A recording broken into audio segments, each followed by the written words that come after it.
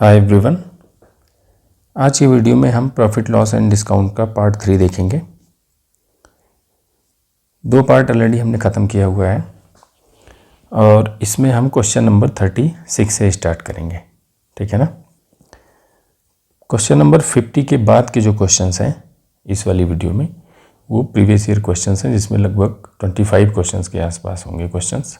But उसके पहले जो 15 और क्वेश्चंस हैं उसमें हम कुछ और इसमें जो वैरायटीज़ हैं प्रॉफिट लॉस में पहले वो कवर करेंगे।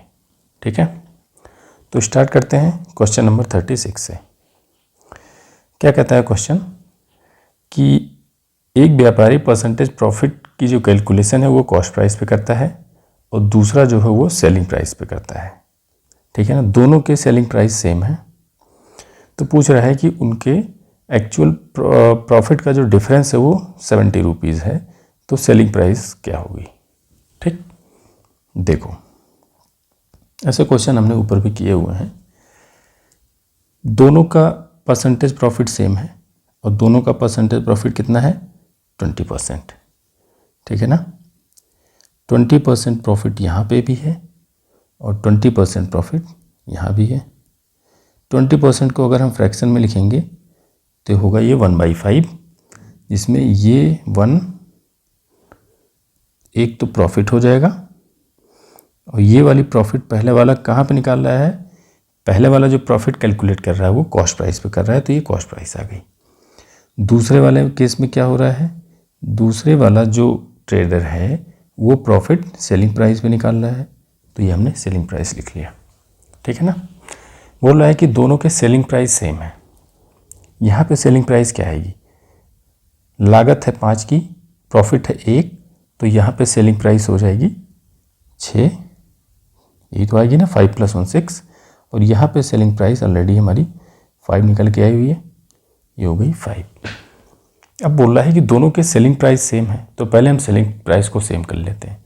सेम करने के लिए इस वाले में हमें 6 से मल्टीप्लाई करना पड़ेगा और यहाँ पे हमें 5 से। ठीक है ना, तो जब 5 से मल्टीप्लाई करेंगे तो ये पूरे फ्रैक्शन में करेंगे, वैसे ही यहाँ पूरे फ्रैक्शन में करेंगे। तो हमारा फ्रैक्शन क्या बन जाएगा, ये अभी भी 20% ही रहेगा, परसेंट तो चेंज होगा नहीं क्योंकि हम ऊपर नीचे दोनों 5 से मल्टीप्लाई कर रहे हैं ना। तो ये हो जाएगा 5 और ये 5 से करोगे नीचे तो हो गया 25। ठीक है, ऐसे यहाँ भी क्या बन जाएगा, यहाँ पे बन जाएगा 6 और 30। ठीक है, ये प्रॉफिट है, ये कॉस्ट प्राइस है, यहाँ पे ये 6 प्रॉफिट है और ये सेलिंग प्राइस है। अब देखो यहाँ पे सेलिंग प्राइस कितनी बन गई, सेलिंग प्राइस यहाँ पे 25 और 5 30 बन गया और यहाँ भी सेलिंग प्राइस 30 है। अब सेलिंग प्राइस भी सेम हो गई। ठीक है ना। अब क्वेश्चन में बोलता है कि जो उनका एक्चुअल प्रॉफिट का डिफरेंस है वो 70 है। यहाँ पे प्रॉफिट कितना है, प्रॉफिट है 5, यहाँ पे प्रॉफिट है 6। प्रॉफिट का डिफरेंस यहाँ दोनों पे कितना है, अगर इन दोनों जगहों पे प्रॉफिट का डिफरेंस आप देखोगे तो कितना है, वो 1 है। प्रॉफिट का डिफरेंस 1 तब है कि जब सेलिंग प्राइस हमारी 30 है। ठीक है ना, प्रॉफिट का डिफरेंस हमें 70 बनाना है, तो अगर प्रॉफिट का डिफरेंस 70 बनाना है तो यहाँ पे 70 से मल्टीप्लाई करना पड़ेगा। तो अगर 70 से मल्टीप्लाई करोगे तो यहाँ सब जगह 70 से मल्टीप्लाई हो जाएगा, है ना। तो सेलिंग प्राइस में भी 70 से मल्टीप्लाई हो जाएगा, तो प्रॉफिट का डिफरेंस आ गया 70 और सेलिंग प्राइस आ जाएगी 2100। और यही हमसे पूछा गया था, इन दोनों की सेलिंग प्राइस क्या थी। ठीक है ना, समझ आ गया होगा। बढ़ते हैं नेक्स्ट क्वेश्चन की तरफ। क्वेश्चन नंबर 37 क्वेश्चन क्या कहता है कि 2 व्यापारियों ने एक वस्तु को 510 रुपये में बेचा और 20% प्रॉफिट जो है दोनों क्लेम कर रहे हैं कि 20% का प्रॉफिट हुआ। फर्स्ट जो पहला व्यापारी है उसने अपना प्रॉफिट कॉस्ट प्राइस पे निकाला और दूसरे ने प्रॉफिट सेलिंग प्राइस पे निकाला। ठीक है ना, और पूछ रहा है कि दोनों केस में जो एक्चुअल प्रॉफिट है उनका डिफरेंस क्या है। ठीक है, ऊपर वाला ही क्वेश्चन है, वहाँ पे डिफरेंस दिया हुआ था, सेलिंग प्राइस पूछा था, यहाँ पे सेलिंग प्राइस दी है तो डिफरेंस पूछा है। चलो एक बार फिर से लगा लेते हैं। दोनों जगह पे प्रॉफिट परसेंट है 20, तो प्रॉफिट है 20%, वैसे ही लिखो 20 को 1/5, यहाँ पे ये हो गया प्रॉफिट और पहले केस में है ये कॉस्ट प्राइस। दूसरे केस में भी 20% है, 20% इक्वल टू 1/5, ये हो गया प्रॉफिट, ये हो गया सेलिंग प्राइस। अब सेलिंग प्राइस क्या करना है, यहाँ पे सेम कर लेते हैं पहले, क्योंकि यहाँ पे दोनों ने 510 रुपये में बेचा है, तो दोनों की सेलिंग प्राइस सेम करते हैं, वही स्टेप करेंगे। तो यहाँ पे सेलिंग प्राइस कितनी निकल के आ रही है, 6 आ रही है, और यहाँ पे सेलिंग प्राइस 5 आ रही है, तो यहाँ पे 5 से मल्टीप्लाई करेंगे और यहाँ पे 6 से करेंगे। कितना बन जाएगा फ्रैक्शन, 5 और 25, और यहाँ बन जाएगा 6 और 30। ये है प्रॉफिट, ये है सेलिंग प्राइस, यहाँ पे ये प्रॉफिट है और ये है कॉस्ट प्राइस। ठीक है, सेलिंग प्राइस दोनों की सेम हो गई। अब सेलिंग प्राइस सेम हो गई और ये आ गई हमारे पास 30। सेलिंग प्राइस कितना बनाना है, 510 बनाना है। तो 510 बनाने के लिए हमें 17 से मल्टीप्लाई करना पड़ेगा, है ना, 17 से मल्टीप्लाई करना पड़ेगा। तो इस पूरे फ्रैक्शन में 17 से मल्टीप्लाई करो और यहाँ भी पूरे फ्रैक्शन में 17 से मल्टीप्लाई करो। कितना बन जाएगा फ्रैक्शन, यहाँ हो जाएगा 17 × 5 = 85, और यहाँ पे लिख लो 25 × 17, यहाँ बन जाएगा 102 और 510। ये हो गई प्रॉफिट, ये हो गई सेलिंग प्राइस, यहाँ पे हो गया प्रॉफिट और ये है कॉस्ट प्राइस। ठीक है ना। अब सेलिंग प्राइस दोनों जगह सेम हो गई, इन दोनों को ऐड करेंगे तो ये भी 510 ही आएगा। ठीक है ना, क्योंकि हमने ऑलरेडी ऐड किया था। तो 17 से 30 मल्टीप्लाई करोगे तो 510 आएगा। पूछ रहा है कि सेलिंग प्राइस अब सेम हो गई, पूछ रहा है कि एक्चुअल प्रॉफिट डिफरेंस कितना है। तो यहाँ पे प्रॉफिट कितना है 75, और यहाँ पे प्रॉफिट है 102। तो इन दोनों का डिफरेंस निकाल लो। 102 में से अगर 85 निकालोगे तो आएगा आपका 17 रुपीज़ का डिफरेंस आ जाएगा। Right, option C. बढ़ते हैं क्वेश्चन नंबर 38। क्वेश्चन नंबर 38 क्या कहता है, एक व्यापारी ने कुछ वस्तुएं 3 रुपए के 4 की दर से खरीदी और उतनी ही वस्तुएं 4 रुपए के 3 की दर से खरीदी और इन्हें मिलाकर 5 रुपए के 5 की दर से बेचता है। देखो कैसे करते हैं, पहले लिख लेते हैं आर्टिकल्स और फिर प्राइस। ठीक है ना, यहाँ पे लिख लेते हैं हम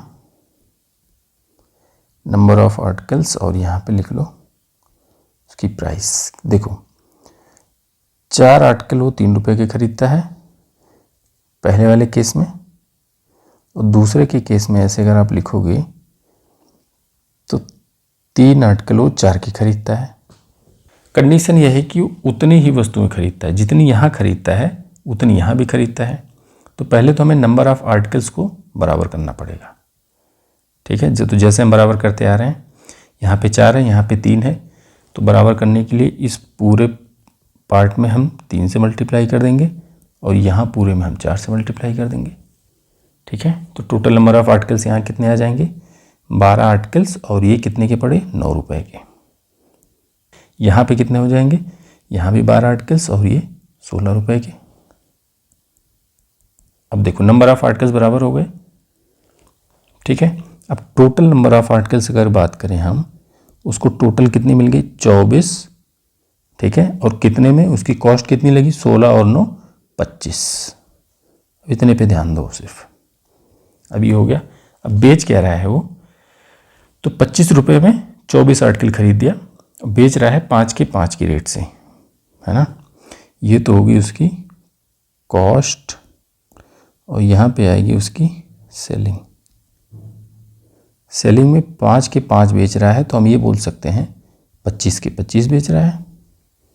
ठीक है, तो 25 रुपये के 24 खरीदा था, बट 25 रुपये के 25 बेच रहा है।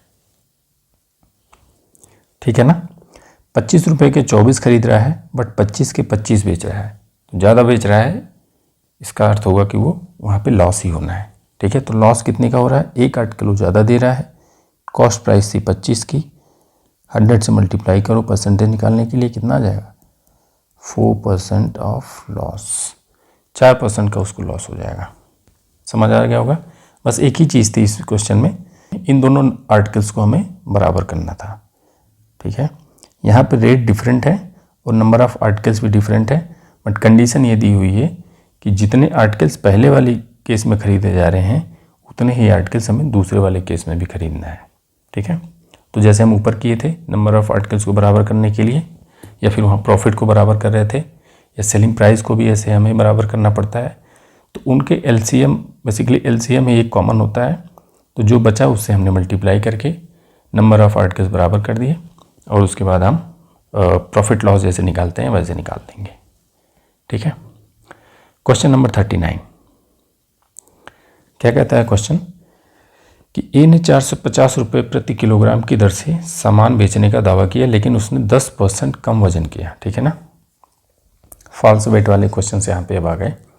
पूछ रहा है कि उसका वास्तविक विक्रय मूल्य क्या था, एक्चुअल सेलिंग प्राइस क्या थी। एक आदमी है वो बेच रहा है 450 रुपये के रेट से। ठीक है, सामने वाले को, कस्टमर को क्या लगेगा कि हम 1 किलो, हमें 450 रुपये में हमें 1 kg मिल रही है। कोई भी आर्टिकल है 450 रुपये में 1 किलो से मिल रहा है, बट बेचने वाला क्या कर रहा है, 1 किलो के बजाय उस समय उसको 100 ग्राम कम देता है ना, 900 ग्राम ही देता है। तो जो खरीदने वाले को तो ये लगा कि हमें 1 किलो 450 में मिला, बट बेचने वाले के लिए क्या हो गया कि वो 450 रुपये का 900 ग्राम ही बेच रहा है। ठीक है ना, तो अगर वो 1 किलो उसी रेट से 1 किलो बेचेगा तो वो 450 से ज़्यादा ही आएगा। तो वही पूछा जा रहा है कि उसका एक्चुअल सेलिंग प्राइस क्या है। ठीक, तो देखो 450 रुपये में वो बेच रहा है 900 ग्राम। ठीक है, तो 1 किलो के लिए वास्तविक विक्रय मूल्य बेसिकली पर केजी पूछी जा रही है यहाँ पे ना, एक्चुअल सेलिंग प्राइस पर केजी। तो एक्चुअल सेलिंग प्राइस होगी इससे ज़्यादा होगी, क्योंकि वो बेचते समय 10% कम वजन कर रहा है। तो 10% कम कर रहा है, फ्रैक्शन हमारा यहाँ पे 90 का बन जाएगा, 90 100 का। 450 से ज़्यादा लाना है तो 100 को ऊपर रखो और 90 को नीचे रखो, ये आ जाएगा आपका 500 रुपये, ऑप्शन ए। ठीक है, ऐसे भी समझ सकते हो आप, ऐसे भी समझ सकते हो कि 900 ग्राम कितने का बेच रहा है वो, 450 रुपये का। ठीक है, तो हम यहाँ से बोल सकते हैं कि 100 ग्राम कितने का बेचेगा, 9 से इसको डिवाइड कर दो, 100 ग्राम बेच रहा है वो 50 का। तो 1 केजी कितने का बेचेगा, 1 केजी को हम क्या लिखेंगे, 1000 ग्राम। 1000 ग्राम के लिए फिर उसको कितना हो जाएगा, 500 आ जाएगा। ठीक है, 500 रुपये। बढ़ते हैं क्वेश्चन नंबर 40 की तरफ। क्वेश्चन 40 में कहता है ए ने बी से 450 रुपये में 6 किलोग्राम चीनी खरीदी, बी ने ए से 25% की धोखाधड़ी की। देखो कैसे धोखाधड़ी होती है, अगर कोई खरीदते समय धोखाधड़ी हो रही है तो इसका अर्थ हुआ कि वहाँ पे आपको कम वजन मिल रहा है। ठीक है, इसके विपरीत अगर बेचते समय धोखाधड़ी हो रही है, ठीक है ना, बेचते समय धोखाधड़ी हो रही है तो बेचने वाला क्या कैसे करेगा, बेचने वाला फिर कम वजन देगा। ठीक है, पहले वाले केस में क्या हो सकता है, एक तो बेचने वाला है, एक खरीदने वाला है, तो अगर बेचने वाला वहाँ भी धोखाधड़ी करेगा तो वो कम देगा, खरीदने वाला धोखाधड़ी कर गया तो क्या करेगा, उससे ज़्यादा लेके आएगा, है ना, ऐसे समझना है। देखो क्वेश्चन में क्या है, ए ने बी से 450 रुपये में 6 किलोग्राम चीनी खरीदी, है ना। ए खरीद रहा है बी से, बी किसको दे रहा है, ए को। ठीक है, और ये मिल रही है 450 रुपये में 6 kg। अब बी क्या कर रहा है, बी ने ए से 25% की धोखाधड़ी की, तो बेचने वाला धोखाधड़ी कर रहा है, इसका अर्थ हुआ कि बेचने वाला 25% उसको कम दे रहा है, बेचने वाला खरीदने वाले को 25% कम तोल रहा है। ठीक है, तो 25% कम यहाँ से निकल के आ गया कि 25% कम है, तो फ्रैक्शन बन गया 75 और 100 का। ठीक है, अब देखो क्या है, बी को प्रति किलो किस मूल्य पर बेचना चाहिए कि उसे 10% का प्रॉफिट हो। ठीक है, पहले तो ये देखो कि 25% की धोखाधड़ी कर दी 6 किलोग्राम चीनी खरीदने में, तो बी को मिला कितना, सॉरी ए को कितना मिला। ये तो 6 किलो कह के बेच रहा है, बट ए को कितना मिला, 6 की बजाय कितना मिला, 25% की धोखाधड़ी कर दी तो उसको कम मिलेगा। कम के लिए कम वाला ऊपर और ज़्यादा वाला नीचे कर दो और इसको सिंप्लीफाई कर दो तो ये आ जाएगा 4.5 kg। तो जहाँ पे वो 6 किलो बोल के लाया था उसको मिला था एक्चुअली कितना, 4.5 किलो। अब पूछ रहा है कि इस पे उसको 10% का प्रॉफिट लेना है। तो 10% के प्रॉफिट के लिए अब ये 4.5 किलो चीनी उसको कितने की खरीद पड़ी, 450 रुपये की, क्योंकि रुपये तो उतने ही है, ठीक है ना। अब पर केजी पूछ रहा है कि इसको 10% प्रॉफिट चाहिए। यहाँ से अगर 1 केजी की कॉस्ट प्राइस निकालनी हुई, ठीक है, तो कितनी आ जाएगी, कॉस्ट प्राइस पर केजी अगर निकालनी हुई तो आ जाएगी 100 रुपये। यही तो आएगी ना, 450 में 4.5 किलो मिल रहा है तो ये हो जाएगा 100 रुपये। कॉस्ट प्राइस उसको पड़ी 100 की। अब 10% अगर प्रॉफिट लेना है तो कितने बेचना पड़ेगा, तो सेलिंग प्राइस पर केजी कितनी आ जाएगी, 110 रुपये। ठीक है ना, होपफुली समझ गए होगे। 6 किलोग्राम की जगह 25% कम मिल रहा है तो ये हमने निकाल लिया 4.5। वो 4.5 कितने में उसको मिला, 4.5 केजी मिला 450 रुपये में। तो 1 केजी की कॉस्ट प्राइस आ गई 100, उसको 10% प्रॉफिट चाहिए तो 110 में बेच देगा। ठीक, बढ़ते हैं next question, question number 41। Question 41 क्या कहता है कि एक दुकानदार किसी वस्तु को क्रय मूल्य पर बेचता है, लेकिन तौलते समय वह 1 किलो की जगह 750 ग्राम ही उसको वेट करता है, तो उसका प्रॉफिट कितना होगा। ठीक, वही क्वेश्चन है, 1 किलो की जगह 750 ग्राम, मतलब उसको कम दे रहा है कस्टमर को, वो कस्टमर से वो चीटिंग कर रहा है। तो सेलिंग प्राइस कॉस्ट प्राइस से ज़्यादा आएगी, और ज़्यादा के लिए हमें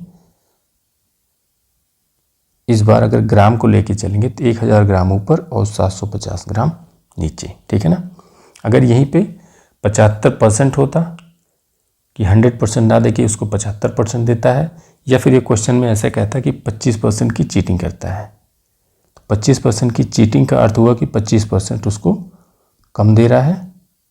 जैसे ही 25% कम आता तो हमारे पास फ्रैक्शन क्या बन जाता, 75 और 100 का। ठीक है, यहाँ पे ग्राम दिया है तो हम उसको ग्राम में ही हमने लेके फ्रैक्शन बना दिया। सेलिंग प्राइस ज़्यादा होनी चाहिए, तो 1 केजी की जगह पे 750 ग्राम दे रहा है तो 1 केजी ऊपर कर दिया, 750 ग्राम नीचे। ठीक है ना, तभी तो ज़्यादा आएगी। बस सिंप्लीफाई कर लो, सेलिंग प्राइस और कॉस्ट प्राइस का रेशियो निकाल लो, कितना आ जाएगा, सिंप्लीफाई करोगे तो ये आ जाएगा 4/3। प्रॉफिट कितने का हुआ, 3 की कॉस्ट पे 4 की सेलिंग है, 1 का प्रॉफिट हो गया, 3 से मल्टीप्लाई कर दो 100 से तो कितना आ जाएगा, 33.33%, ऑप्शन सी। ठीक है, बढ़ते हैं नेक्स्ट क्वेश्चन की तरफ। यहाँ पे ये बोल सकता था कि 25% की चीटिंग हो रही है। 750 ग्राम, 1 किलो की जगह 750 ग्राम को हम दूसरे शब्दों में बोल सकते हैं कि वहाँ पे 25% की चीटिंग हो रही है। ठीक है, तो भी आंसर यही आता। Question number 42। एक दुकानदार किसी वस्तु को 20% प्रॉफिट पर बेचता है, लेकिन तौलते समय वह 1 किलो की जगह 750 ग्राम का बाट प्रयोग करता है। यहाँ पे क्या था, यहाँ पे कॉस्ट प्राइस पे ही बेच रहा था, है ना, यहाँ पे कॉस्ट प्राइस पे ही बेच रहा था। देखो यहाँ पे कैसे करेंगे, यहाँ पे एक तो वो सामने से बोल देगा कि मैं इसको 20% पे प्रॉफिट पे बेच रहा हूँ, मैं इस आर्टिकल को 20% प्रॉफिट पे बेच रहा हूँ, आपसे वो बोल देगा सामने। लेकिन उसके बाद वो क्या करेगा, 1 किलो की जगह 750 ग्राम ही देगा आपको। तो यहाँ भी प्रॉफिट ले रहा है और यहाँ भी प्रॉफिट ले रहा है, 2 बार प्रॉफिट ले रहा है। तो ऐसे में देखो कैसे निकालेंगे, एक स्टेप में अगर हमें निकालना हुआ, निकालेंगे सेलिंग प्राइस और कॉस्ट प्राइस का रेशियो। ठीक, पहले में 20% का प्रॉफिट ले रहा है तो सेलिंग प्राइस ज़्यादा आएगी, और प्रॉफिट के केस में यहाँ पे 120/100 बनेगा। दूसरे में वो 750 ग्राम दे रहा है, ठीक है ना, तो यहाँ पे 1 किलो जिसको हम 1000 ग्राम बोलेंगे और दूसरा फ्रैक्शन बनेगा 750। कैसे लगाएंगे, यहाँ भी उसको प्रॉफिट हो रहा है, या हम कह सकते हैं कि यहाँ से उसकी सेलिंग प्राइस ज़्यादा आएगी, तो ज़्यादा के लिए ज़्यादा वाला ऊपर और कम वाला नीचे। दूसरे केस में क्या हो रहा है, यहाँ भी उसकी सेलिंग प्राइस ज़्यादा आएगी, प्रॉफिट ही तो हो रहा ना, 1 किलो की जगह 750 ग्राम दे रहा है तो उसको प्रॉफिट होगा तो हम कह सकते हैं कि उसकी सेलिंग प्राइस उसकी कॉस्ट प्राइस से ज़्यादा आएगी। तो ज़्यादा के लिए फिर वही करेंगे, ज़्यादा वाला ऊपर और कम वाला नीचे। ठीक, एक ही लाइन में आप इस क्वेश्चन को सॉल्व कर सकते हैं। अब इसको सिंप्लीफाई कर देते हैं, ये 3 जीरो से ये 3 जीरो कैंसिल हो गया। सेलिंग प्राइस और कॉस्ट प्राइस का रेशियो आ गया 120 और 75 का। परसेंटेज प्रॉफिट पूछ रहा है ना, तो यहाँ पे डिफरेंस कितना आ जाएगा 45 का। ये डिफरेंस है प्रॉफिट, यही तो आएगा ना, ये कॉस्ट हो गई, ये सेलिंग हो गई। तो परसेंटेज प्रॉफिट निकालने के लिए क्या करेंगे हम, प्रॉफिट को कॉस्ट प्राइस से डिवाइड कर दो और परसेंटेज के लिए 100 से मल्टीप्लाई कर दो। 25 से काटो, यहाँ पे 4, यहाँ पे 3, यहाँ पे 15 और ये आ जाएगा आपका 60%। Option D. ठीक है, बढ़ते हैं क्वेश्चन नंबर 43 की तरफ। थोड़ा सा स्पीड से चलेंगे क्योंकि बहुत सारे क्वेश्चंस कराने हैं ना, 25 के आसपास, तो इसमें प्रीवियस ईयर क्वेश्चंस हैं। पहले इसको फिनिश कर लेते हैं ताकि सारी वैरायटीज़ हमारी कवर हो जाएं। उसके बाद PYQ में आप देखोगे कि घूम फिर के यही रहेगा जो हम यहाँ पे 50 क्वेश्चंस करा रहे हैं। बस इतने में ही लगभग आपका 99% PYQ भी कवर हो जाएगा, एक भी मिस नहीं होगा। ठीक है ना। क्या है क्वेश्चन कि एक दुकानदार किसी वस्तु को 10% लॉस पर बेचता है, लेकिन तौलते समय वह 1 किलो की जगह 900 ग्राम का बाट प्रयोग करता है। अब इस बार वो आपसे बोलेगा, दुकानदार बोलेगा कि मैं इसको 10% लॉस पे बेच रहा हूँ, लेकिन वो क्या करेगा 1 किलो की जगह 900 ग्राम ही देगा। ठीक है, तो पूछ रहा है कि प्रॉफिट या लॉस परसेंट होल ट्रांजैक्शन में कितना आएगा। वैसे ही करेंगे जैसे ऊपर वाला किया, सेलिंग प्राइस और कॉस्ट प्राइस का रेशियो। जब भी प्रॉफिट या लॉस निकालना होगा इस रेशियो पे पहुँचो आप। पहले केस में 10% लॉस है तो फ्रैक्शन बनेगा 90 और 100 का। यहाँ पे 900 ग्राम है एक जगह पे तो फ्रैक्शन बनेगा 1000 और 900 का। कैसे करेंगे, पहले वाले केस में वो 10% लॉस पे बेच रहा है, तो 10% अगर लॉस पे बेच रहा है इसका अर्थ हुआ कि उसकी सेलिंग प्राइस उसकी कॉस्ट प्राइस से कम होगी। तो कम के लिए कम वाला ऊपर और ज़्यादा वाला नीचे। सेलिंग प्राइस है ना, इससे कंपेयर करेंगे तो कम वाला ऊपर। दूसरे केस में वो 900 ग्राम 1 किलो की जगह 900 ग्राम देगा तो उसको प्रॉफिट होगा। ठीक है ना, अगर उसको प्रॉफिट होगा तो इस बार ज़्यादा वाले को ऊपर रख दो और कम वाले को नीचे, तभी तो सेलिंग प्राइस ज़्यादा होगी। प्रॉफिट होगा तो सेलिंग प्राइस ज़्यादा होनी चाहिए, तो ज़्यादा वाले को हमने ऊपर रख दिया। यहाँ पे 900 है। अब इसको सिंप्लीफाई करो, यहाँ पे आ गया 10 और ये 3 जीरो से 3 जीरो कैंसिल, तो ये हो गया 1। 1 इंडिकेट करता है कि सेलिंग प्राइस और कॉस्ट प्राइस का रेशियो 1 है, या फिर हम इसी को बोल सकते हैं कि selling price equals to cost price. और जब सेलिंग प्राइस और कॉस्ट प्राइस सेम हो तो वहाँ पे कोई प्रॉफिट या लॉस नहीं होगा। ठीक है, चलते हैं क्वेश्चन नंबर 44। 44 क्या कहता है कि एक व्यापारी ने गलत वजन का उपयोग करके माल खरीदते समय 20% तथा उसे बेचते समय भी 20% का लाभ प्राप्त किया। ठीक है, ऐसे क्वेश्चंस आप बहुत फ्रीक्वेंटली देखते होंगे एग्जाम्स में ना, हर तीसरे एग्जाम में एक क्वेश्चन ऐसा इससे मिलता जुलता मिल ही जाता है। खरीदते समय भी चीटिंग हो रही है और बेचते समय भी चीटिंग हो रही है। देखो इसको, देखो व्यापारी को, ये खरीदते समय 20% की चीटिंग कर रहा है, तो इसका अर्थ हुआ कि ये 20% ज़्यादा लेके आएगा। यही तो हुआ, ये खरीद रहा है, अगर यही चीटिंग कर रहा है तो क्या करेगा, ये 20% ज़्यादा लेके आएगा। ठीक है, ऐसे ही लैंग्वेज लिखी रहेगी एग्जाम में और इससे आपको यही कंक्लूजन निकालना है। ठीक है ना, कि खरीदते समय अगर चीटिंग हो रही है, व्यापारी ने चीटिंग करी, तो ये इसका अर्थ हुआ कि ये ज़्यादा खरीद के लाएगा। ठीक है ना, तो यहाँ पे 20% की चीटिंग इंडिकेट करेगा 120 और 100 का। यहीं से बनेगा फ्रैक्शन, क्योंकि आपको समझना पड़ेगा कि ये ज़्यादा लेके आ रहा है कि कम लेके आ रहा है। अब देखो बेचते समय 20% का प्रॉफिट ले रहा है गलत वजन का उपयोग करके ना, इसका अर्थ हुआ कि वो फॉल्स वेट यूज कर रहा है।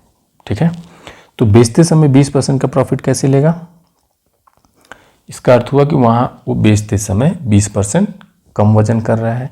कम के लिए हम फ्रैक्शन कैसे बनाएंगे, एक तो 80 का बनेगा और दूसरा 100 का। ठीक, अब निकाल लो सेलिंग प्राइस और कॉस्ट प्राइस का रेशियो कितना आ जाएगा। पहले वाले केस में वो ज़्यादा लेके आ रहा है तो उस केस में उसकी सेलिंग प्राइस ज़्यादा बनेगी, या फिर हम कहेंगे कॉस्ट प्राइस कम बनेगी। दूसरे वाले केस में भी वो कस्टमर को कम दे रहा है, वहाँ भी प्रॉफिट ले रहा है, इसका अर्थ हुआ कि सेलिंग प्राइस ज़्यादा आएगी। तो ज़्यादा के लिए फिर हम ज़्यादा वाले को ऊपर और कम वाले को नीचे। सिंप्लीफाई कर दो, ये आ गया 3/2। 2 की कॉस्ट पे 3 की सेलिंग है, ठीक है ना। यहाँ से आ गया कि प्रॉफिट 1 है, कॉस्ट कितनी थी 2, परसेंटेज निकालोगे तो आ जाएगा 50%। Option D. ठीक, 20% की चीटिंग खरीदते समय, 20% की चीटिंग बेचते समय, तो नेट प्रॉफिट आएगा 50 ना कि 40, ध्यान रखना। ठीक है, बढ़ें क्वेश्चन नंबर 45। क्वेश्चन 45 क्या कहता है कि गलत वजन के कारण एक व्यापारी सामान खरीदते समय 10% की उसको लॉस हो रही है और बेचते समय वो 10% का प्रॉफिट लेता है। खरीदते समय 10% का लॉस हो रहा है और बेचते समय उसको 10% का प्रॉफिट होता है, तो ओवरऑल प्रॉफिट या लॉस पूछा जा रहा है। ऐसे ही जैसे हमने ऊपर वाला क्वेश्चन किया, सेलिंग प्राइस और कॉस्ट प्राइस का रेशियो निकाल लेते हैं।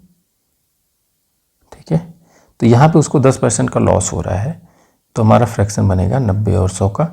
यहाँ पे 10% का प्रॉफिट हो रहा है तो हमारा फ्रैक्शन बनेगा 10% का प्रॉफिट कैसे होगा, ये गलत वजन है ना। 10% का प्रॉफिट होने के लिए वो 10% कम वजन करेगा सामने वाले को। ठीक है, तो एक तो हो जाएगा 100 और दूसरा 90। 10% का प्रॉफिट ऐसे मत समझ लेना ना कि 110 और 100, ये उस केस में होता था कि जब प्राइस बढ़ा के दी जाती थी। यहाँ पे 10% का प्रॉफिट लेने के लिए वो वजन जो है, वेट जो है, एक्चुअल वेट की बजाय कोई फॉल्स वेट यूज कर रहा है और वहाँ पे वो 10% कम वजन कर रहा है। ठीक है ना, अल्टीमेटली वो 10% कम वजन कर रहा है, इसलिए प्रॉफिट हो रही है। तो कम के लिए हमारा फ्रैक्शन हमेशा 100 में से दूसरा वाला पार्ट क्या होगा, कम ही होता है। ये ध्यान रखना, कंफ्यूज मत होना। अदरवाइज प्रॉफिट लॉस के अगर आप पार्ट 1 या 2 में पढ़ोगे तो वहाँ पे 10% अगर प्रॉफिट हो रहा था तो मैंने ये बताया था कि फ्रैक्शन में 10 ऐड हो जाता है। ठीक है ना, लेकिन वहाँ पे 10 इसलिए ऐड होता था कि वहाँ पे प्राइस बढ़ जाती थी। ठीक है, यहाँ पे क्वांटिटी कम की जा रही है। तो निकालते हैं इसको, सेलिंग प्राइस और कॉस्ट प्राइस। पहले केस में उसको लॉस हो रहा है तो लॉस के लिए सेलिंग प्राइस कम होगी, कम वाला ऊपर और ज़्यादा वाला नीचे। दूसरे केस में उसको प्रॉफिट हो रहा है तो यहाँ पे सेलिंग प्राइस ज़्यादा होनी चाहिए, तो ज़्यादा वाला ऊपर, कम वाला नीचे, और ये कैंसिल होके आ गया 1। यहाँ भी सेलिंग प्राइस और कॉस्ट प्राइस कितनी आ गई, 1 आ गई। तो हम ये बोलेंगे कि selling price equals to cost price. यहाँ पे रेशियो 1 आ गया तो सेलिंग प्राइस और कॉस्ट प्राइस सेम हो गए। ठीक है, तो no profit and no loss. यहाँ पे 0% होना चाहिए था एक ऑप्शन ना, 0% ही इसका राइट आंसर है। बढ़ते हैं क्वेश्चन नंबर 46। 46 क्या कहता है कि एक दुकानदार ने चावल का अंकित मूल्य उसके क्रय मूल्य से 18% अधिक रखा। ठीक है, 18% की पहले मार्कअप हो रही है, उसके बाद हिंदी वाले में कुछ छूट गया है ना, यहाँ पे डिस्काउंट भी है। 18% का मार्कअप होता है, फिर 5% का डिस्काउंट दे रहा है। पहले उसने 18% रेट बढ़ा दिया, ठीक, उसके बाद उस पर 5% का डिस्काउंट देता है। उसके साथ साथ वो एक काम और करता है कि 1 किलो की बजाय जहाँ पे कस्टमर को 1 किलो देना चाहिए वो उसको चीट करके 760 ग्राम ही देता है। ठीक है ना,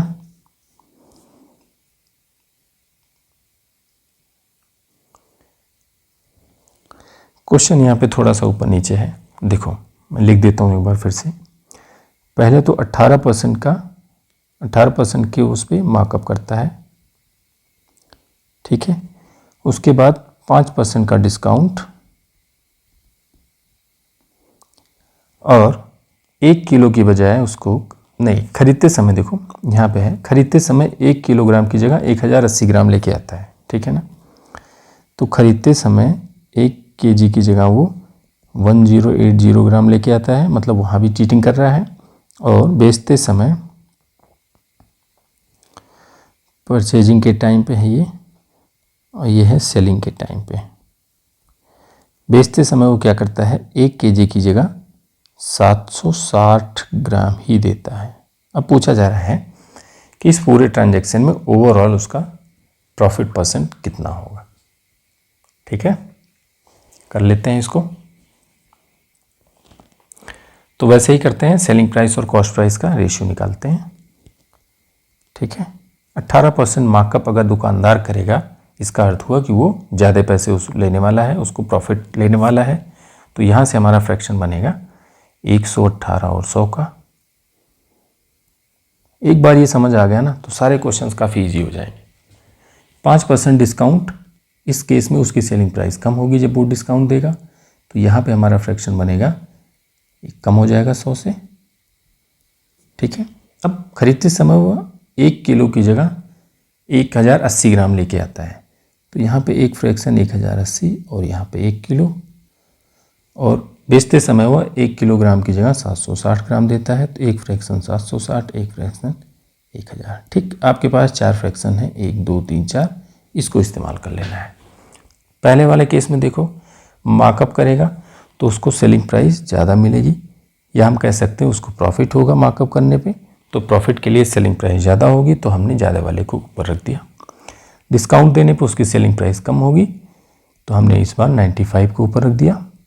खरीदते समय वो 1 किलो की जगह 1080 ग्राम लेके आता है, एक्स्ट्रा लेके आता है, तो हम ये बोल सकते हैं कि उसको प्रॉफिट होगा, एक्स्ट्रा लेके आएगा, तो प्रॉफिट के लिए हमने ज़्यादा वाला ऊपर रख दिया। और बेचते समय भी उसको प्रॉफिट हो रहा है, क्यों? क्योंकि वो 1 किलो की जगह 760 ग्राम ही दे रहा है, तो यहाँ भी प्रॉफिट हो रहा है। तो यहाँ पे क्या आएगा, 1000 ऊपर आएगा, ज़्यादा वाला ऊपर आएगा और कम वाला नीचे आएगा। ठीक है, ये हमारा इक्वेशन बन गया। इसको हम सिंप्लीफाई कर लेते हैं। तो ये 1000 से 1000 गया, और यहाँ पे क्या सिंप्लीफाई हो सकता है,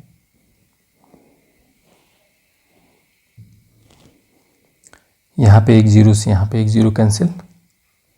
ठीक है, और इसको 5 से काट दो आप, 19, और ये हो जाएगा 20। क्या आ गया हमारे पास, 118 इंटू 19, और ये है 108 को डिवाइड करना है।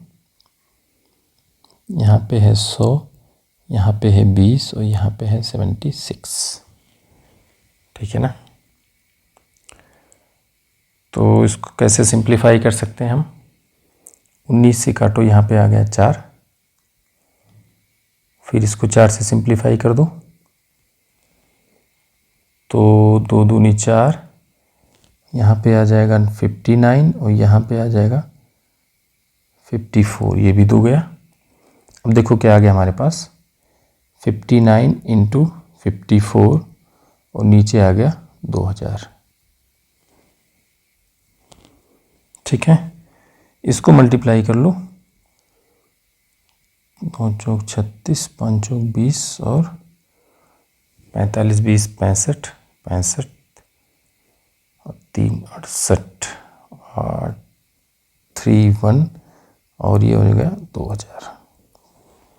रेशियो आ गया हमारे पास सेलिंग प्राइस और कॉस्ट प्राइस का। ठीक है, इसका डिफरेंस निकालेंगे तो प्रॉफिट आएगा।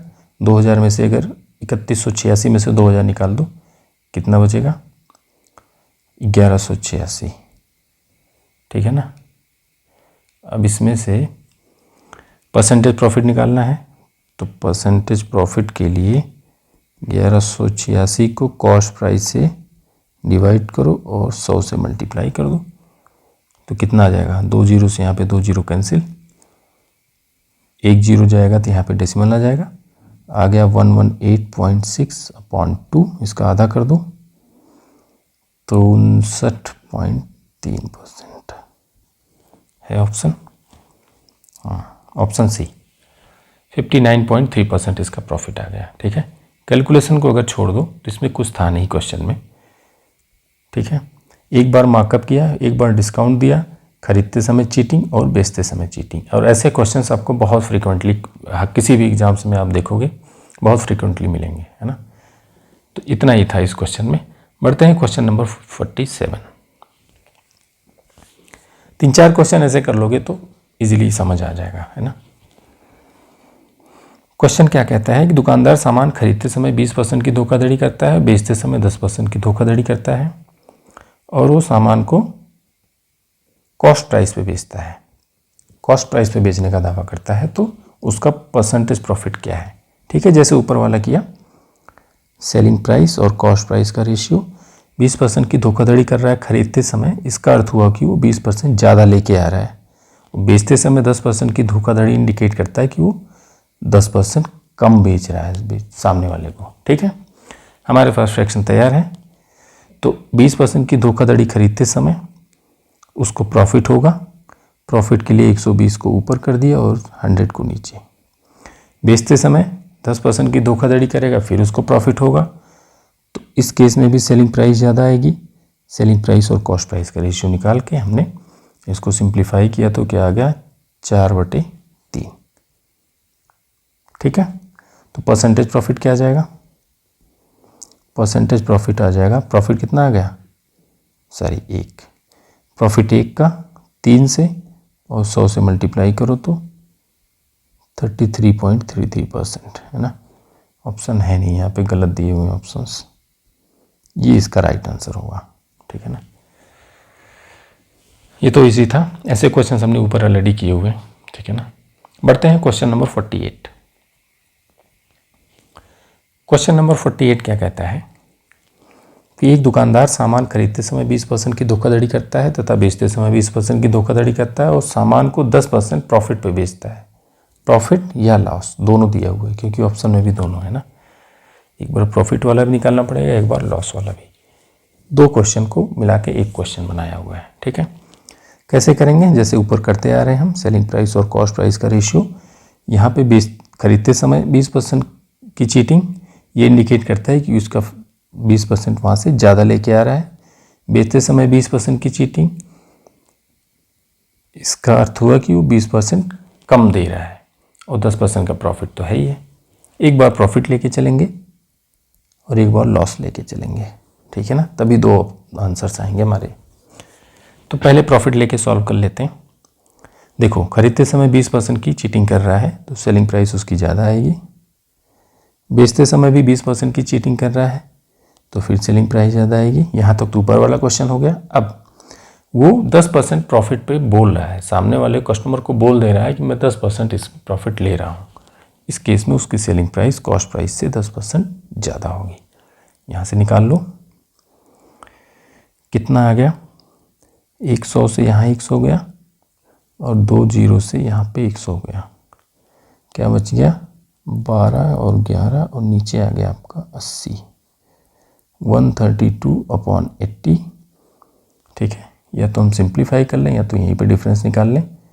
प्रॉफिट कितना आ जाएगा 52 का, तो यहाँ पे परसेंटेज प्रॉफिट कितना आ जाएगा 52/80 और इसको 100, यहाँ से ये कैंसिल हो गया तो 2 से कैंसिल कर दो, 4, 5 और यहाँ पे 4 से कैंसिल करोगे तो 13 आएगा, 13×5 = 65। पहले केस में परसेंटेज प्रॉफिट आ गया 65, यहाँ भी 65 है, यहाँ भी। दूसरे केस में देख लेते हैं। दूसरे केस में क्या डिफरेंट होगा, सब कुछ सेम है, बस यहाँ 10% प्रॉफिट की बजाय 10% लॉस है। तो अगर लॉस में बेचेगा तो उसकी सेलिंग प्राइस कॉस्ट प्राइस से कम आएगी। तो पहले वाला फ्रैक्शन हमारा सेम रहेगा, दूसरा वाला फ्रैक्शन भी हमारा सेम रहेगा। तीसरे वाले फ्रैक्शन में 10% लॉस के केस में सेलिंग प्राइस कॉस्ट प्राइस से 10% कम हो जाएगी, तो कम वाले को हमने ऊपर कर दिया। अब इसको सिंप्लीफाई कर लेते हैं। ये 100 है, 100 से 100 गया और 1 0 2 0 से ये 2 0 गया। ऊपर क्या बच गया, ऊपर बच गया 12, 9 और यहाँ पे 80। ठीक है, तो ये बन गया 108 और 80। ठीक है, यहाँ से हम प्रॉफिट निकाल लेते हैं। तो प्रॉफिट आ जाएगा हमारा 28। तो परसेंटेज प्रॉफिट आ जाएगा कितना, 28 डिवाइडेड बाई कॉस्ट प्राइस। देखो यहाँ पे 80 है तो हम कॉस्ट प्राइस 80 ले लेते हैं। अगर हम यहाँ पे इसको सिंप्लीफाई कर देते तो ये प्रॉफिट चेंज हो जाता और फिर कॉस्ट प्राइस भी चेंज हो जाती, परसेंटेज उतना ही आता। ठीक है ना, इंटू 100, 20 चौके 80, 20 पंचे 100 और यहाँ पे आ गया 7, 7 पच्चे 35%। ठीक है, तो दूसरे केस में प्रॉफिट कितना आ गया 35%। इस हिसाब से ऑप्शन क्या हो जाएगा सी। तो हमने दोनों निकाल लिए, एक बार 10% प्रॉफिट पे और एक बार 10% के लॉस पे। ठीक है, बस इतना सा डिफरेंस था दोनों केस में, बाकी चीज़ें सेम थी। ठीक, होपफुली समझ आ गया होगा कि चीटिंग वाले क्वेश्चंस को कैसे करेंगे, और यही एक तरीका है सबसे अच्छे से इसको करने का। एक लाइन में लिखो, ठीक है, और सिंप्लीफाई करो और तुरंत आंसर आ जाता है। बढ़ते हैं क्वेश्चन नंबर 49। क्वेश्चन 49 क्या कहता है कि एक व्यापारी 20% छूट पर सामान खरीदता है, वह गलत वजन के जरिए 20% ज़्यादा अपने थोक विक्रेता को धोखा देता है, ज़्यादा लेकर वहाँ चीटिंग कर रहा है।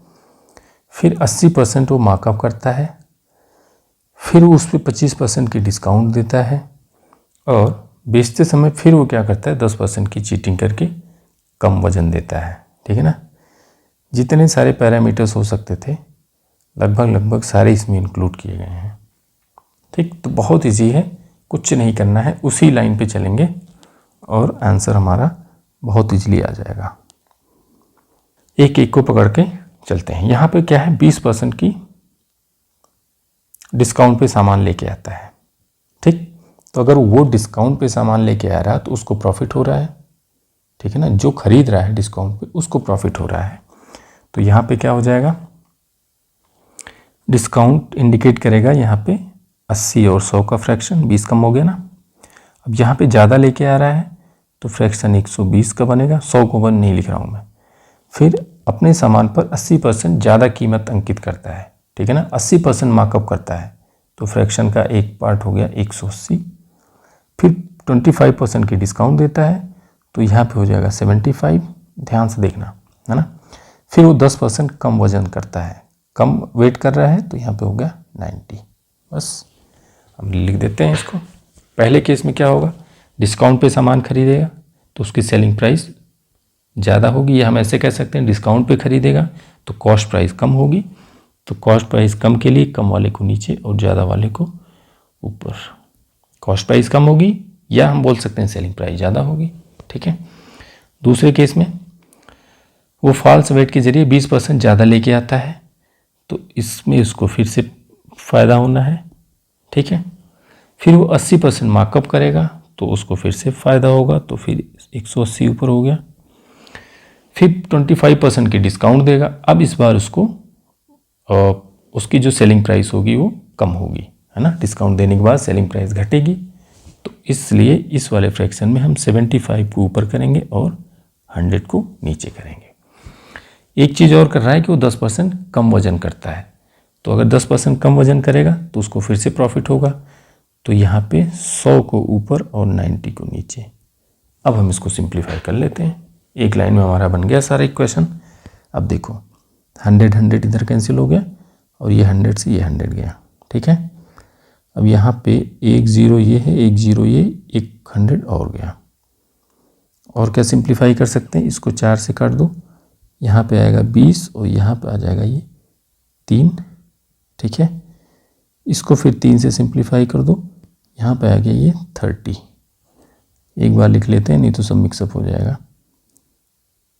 क्या बच गया 18 और 75 ऊपर बच गया, नीचे बच गया 20 और 30। ठीक है, तो इस यहाँ पे 3 से सिंप्लीफाई कर दो, 6 हो गया, नीचे आ गया। इसको फिर 2 से कर दो 10 और ये हो गया 3। ठीक है, क्या आ गया सेलिंग प्राइस और कॉस्ट प्राइस का रेशियो, ऊपर आ गया 75 और 3 और नीचे आ गया 100। ठीक है ना, तो ऐसे लिख लो 225/100। 100 रुपये के आर्टिकल पे वो 100 रुपये की खरीद पे वो 225 रुपये में बेच रहा है। ठीक है ना, 100 रुपये की वस्तु को वो 225 में बेच रहा है, तो हम बोलेंगे उसको प्रॉफिट कितने का 125 का मिल रहा है। कितने से 100 रुपये से। परसेंटेज निकालने के लिए 100 से मल्टीप्लाई करोगे तो नेट प्रॉफिट उसका आएगा 125%। ठीक है, ऑप्शन बी देखो कितना इजीली हो गया ये क्वेश्चन ना। अदरवाइज जैसे 3-4 वेरिएबल दे देते हैं, हम लगाते रह जाते हैं उसी में। तो ये मेथड सीखो, ये एकदम रामबाण उपाय है इसका। ठीक है, बढ़ते हैं नेक्स्ट क्वेश्चन की तरफ। क्वेश्चन 50 है ना, यहाँ से शायद PYQ शुरू हो गए हैं, है ना। राइट, यहाँ से हम प्रीवियस ईयर कुछ क्वेश्चंस करेंगे, इसको थोड़ा सा तेज़ी से करेंगे, है ना। और बीच बीच में मैं जहाँ पे कुछ ऐसा रहेगा एकदम इजी अगर रहेगा तो मैं उसको स्किप भी कर दूंगा, ठीक है ना। देखो क्वेश्चन क्या कहता है, एक दुकानदार एक वस्तु को 40 रुपये में बेचता है, उस पर X% का प्रॉफिट होता है। हालांकि जब वो इसे 20 में बेचता है तो उसे उतना ही लॉस होता है, तो उसकी कॉस्ट प्राइस बताइए। अगर प्रॉफिट लॉस और डिस्काउंट का आप पार्ट 1 का पहला क्वेश्चन देखोगे तो यही सेम क्वेश्चन है उसमें, है ना। बट यहाँ पे थोड़ा सा डिफरेंस है कि यहाँ पे जो प्रॉफिट एंड लॉस हो रहा है वो परसेंटेज में बोल रहा है कि सेम % का प्रॉफिट हो रहा है और सेम % का लॉस हो रहा है। वहाँ पे एग्जैक्ट परसेंटेज ना, वहाँ पे परसेंटेज नहीं था, वहाँ पे ये था कि उतना ही प्रॉफिट और उतना ही लॉस हो रहा है, ठीक है। तो क्योंकि प्रॉफिट और लॉस दोनों हम कॉस्ट प्राइस पे ही निकालते हैं, है ना। प्रॉफिट और लॉस दोनों कॉस्ट प्राइस पे निकालते हैं, तो हम ऐसा भी कह सकते हैं कि अगर सेम % का प्रॉफिट या लॉस हो रहा है तो हम ये बोल सकते हैं कि उतना ही अमाउंट का प्रॉफिट एंड लॉस हो रहा है, ठीक है ना। ठीक है, तो अगर वैसे ही अगर सोचे तो हमारा आंसर क्या आ जाना चाहिए, 40 में बेचने पर जितने का प्रॉफिट, 20 में बेचने पर उतने का लॉस, तो उस हिसाब से हमारा कॉस्ट प्राइस आ जाएगा 30 रुपये। हो गया आंसर। क्या पूछा जा रहा है, लागत मूल्य पूछी जा रही है, 30 रुपये आ गया, ठीक है। इतना सही है इस क्वेश्चन में। क्वेश्चन नंबर 51 क्या कहता है कि shopkeeper sales his article eight there cost price, लागत मूल्य पर बेचा जा रहा है, बट वो 1 किलो की जगह 800 ग्राम का वेट इस्तेमाल करता है, ठीक है। तो उसके प्रॉफिट कितनी आ जाएगी, परसेंटेज प्रॉफिट कितनी आ जाएगी। सेलिंग प्राइस और कॉस्ट प्राइस अगर हम निकालेंगे तो 1 किलोग्राम की जगह 800 ग्राम, ठीक है। तो आ जाएगा 5/4, प्रॉफिट आ जाएगी 1, कॉस्ट 4 है, 100 से गुणा करोगे तो 25%, ठीक। क्वेश्चन नंबर 52, एक व्यक्ति ने एक कलाकृति 75 में बेची जिसकी कीमत X थी। उसने पाया कि उससे अपने व्यय पर X% का प्रॉफिट हो गया, ठीक है ना। कॉस्ट प्राइस X है और उतना ही प्रॉफिट % भी हो रहा है, X की वैल्यू पूछी जा रही है। तो वैसे ही कर लेते हैं, X% का प्रॉफिट हो रहा है तो फ्रैक्शन हमारा क्या बनेगा, एक तो बनेगा 100 और दूसरा बनेगा 100 + X, ठीक है। अब देखो 75 में बेचने पर उसको प्रॉफिट हो रहा है, इसका अर्थ हुआ कि उसकी कॉस्ट प्राइस 75 से कम होगी, और कॉस्ट प्राइस दी है कितनी, कीमत X दी है ना, तो उसकी जो कॉस्ट प्राइस होगी वो सेलिंग प्राइस से कम होगी। सॉरी, सेलिंग प्राइस यहाँ पे तो 75 से कम होगी, और कितनी कम होगी, जब 10% का प्रॉफिट होता तो हम यहाँ पे 110 लिखते, लेकिन X% है तो ये हमारा फ्रैक्शन बन जाएगा, ठीक है। इसको सिंप्लीफाई करो, कॉस्ट प्राइस की वैल्यू कितनी दी है X, तो ये हो गया 75 × 100/100 + X, ठीक है। अब सबसे आसान तरीका है कि X की वैल्यू अगर निकालनी है तो यहाँ से हम ऑप्शन से अगर पुटअप करेंगे तो देखो 100% तो हो ही नहीं सकती, है ना, % नहीं होगा यहाँ पे, 100, 100, 50, 25 और 20 है ना, ये % नहीं होना चाहिए था, तो 100 तो हो ही नहीं सकती क्योंकि बेचा ही 75 में जा रहा है, तो कॉस्ट प्राइस उससे ज़्यादा तो कैसे आएगी, और 75 में बेचने पे उसको प्रॉफिट भी हो रहा है, इसका अर्थ हुआ कि कॉस्ट प्राइस 75 से कम ही होगी, ठीक है। तो ये ऑप्शन चेक कर लेते हैं, तो 50 रख के देखो दोनों साइड क्या इक्वल हो जाते हैं, यहाँ तो ये 50 आ जाएगा और यहाँ पे 150 नीचे हो जाएगा, ऊपर क्या है 75, 100 और नीचे कितना 100 + 50 150, 75 को काटोगे तो 2 और 2 से ये 50, यहाँ से ये 50-50 बराबर हो जाना है ना। X की वैल्यू 50 रखने पर ये इक्वेशन हमारा सही हो जाता है, इसका अर्थ हुआ कि ऑप्शन हमारा C ही है, ठीक है। तो X की वैल्यू कितनी है 50 है, परसेंट यहाँ पे गलत लगा हुआ है। ठीक है, होपफुली समझ गए होगे ना। x equals to 50। बढ़ते हैं क्वेश्चन नंबर 53 की तरफ। क्या है क्वेश्चन में, एक व्यक्ति दो वस्तुएं 990 में बेचता है, एक वस्तु पर 10% का प्रॉफिट, दूसरे पर 10% का लॉस, तो टोटल प्रॉफिट या लॉस। ठीक है, तो हमने ऐसे कई क्वेश्चंस लगाए हुए हैं, है ना। दोनों की सेलिंग प्राइस 990 है, एक पे 10% का प्रॉफिट है। अगर तो पहले को लेके चलें, 10% का प्रॉफिट यहाँ से निकल के आएगा 1/10, और ये 1 है, 10% को हमने फ्रैक्शन में कन्वर्ट कर दिया, ये हमारा प्रॉफिट है, ये है कॉस्ट प्राइस। दूसरे केस में है 10% लॉस, तो 10% लॉस इंडिकेट करेगा कि ये लॉस है और ये कॉस्ट प्राइस है। यहाँ से सेलिंग प्राइस बन जाएगी 10 और 1 11, यहाँ से सेलिंग प्राइस बनेगी, देखो 10 की कॉस्ट है, 1 का लॉस है, इसका अर्थ हुआ कि कॉस्ट प्राइस से 1 कम में बेचा जा रहा है। ठीक है ना, तो सेलिंग प्राइस हो गई 9, बट बोल रहा है कि दोनों की सेलिंग प्राइस 990 है। ठीक है, तो दोनों की सेलिंग प्राइस 990 करने के लिए यहाँ पे हमें 90 से मल्टीप्लाई करना पड़ेगा और यहाँ पे 110 से, तभी तो सेलिंग प्राइस दोनों की सेम होगी। तो जब 90 से मल्टीप्लाई करेंगे तो ये पूरे फ्रैक्शन में करेंगे, ऐसे जब 110 से करेंगे तो यहाँ पूरे फ्रैक्शन में करेंगे। ठीक, तो टोटल प्रॉफिट या लॉस परसेंट, तो टोटल प्रॉफिट या लॉस परसेंट निकल जाएगा। कर लेते हैं। पहले केस में क्या बन जाएगा फ्रैक्शन, यहाँ पे ये 90 बन जाएगा और ये 900। दूसरे केस में क्या बनेगा 110 और यहाँ पे 1100। ठीक, ये है प्रॉफिट, ये है कॉस्ट प्राइस, ये है लॉस और ये है कॉस्ट प्राइस। तो कुल मिला के कॉस्ट प्राइस कितनी हो गई, अगर इन दोनों को आप देखो तो यहाँ पे लिखोगे कि टोटल कॉस्ट प्राइस कितनी हो जाएगी 1100, 900, 2000। ठीक है ना, और टोटल सेलिंग प्राइस कितनी आ जाएगी, यहाँ पे सेलिंग प्राइस इन दोनों को ऐड करने पे कितना हो जाएगा 990, और 1100 का जब कॉस्ट है तो 110 का लॉस है, तो सेलिंग प्राइस 1100 से 110 कम होगी, तो यहाँ भी कितना बन जाएगा 990। तो दोनों ही केस में सेलिंग प्राइस 990 आएगी, तो सेलिंग प्राइस आ गई इतनी, यहाँ पे है 2000। ठीक है, तो ये सेलिंग प्राइस 2000 से 20 कम है ना। 990 को 200 दो बार गुणा करोगे, 2 से 990 को 2 से गुणा करोगे तो ये 2000 से 20 कम आएगी। तो ओवरऑल लॉस आएगा क्योंकि सेलिंग प्राइस कॉस्ट प्राइस से कम आ रही है। तो लॉस कितने का हो रहा है 20 का लॉस हो रहा है। टोटल कॉस्ट प्राइस 2000 की थी, परसेंटेज लॉस निकालने के लिए 100 से मल्टीप्लाई करेंगे, कितना जाएगा 303022, तो यहाँ पे आ गया 1% का लॉस, राइट, 1% का लॉस, ऑप्शन ए। ठीक है, CDS का क्वेश्चन था। बढ़ते हैं question number 54।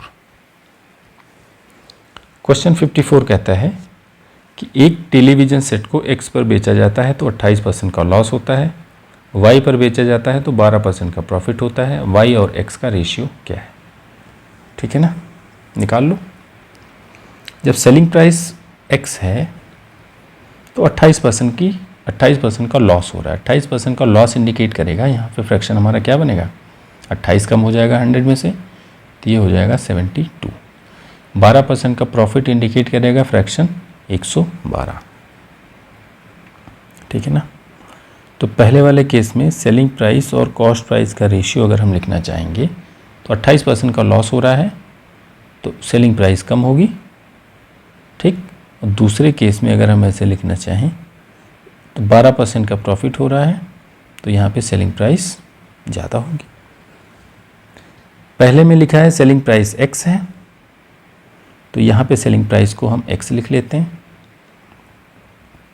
X upon CP is equals to 72/100। दूसरे वाले केस में सेलिंग प्राइस को Y बोल रहा है तो Y अपॉन CP 112/100।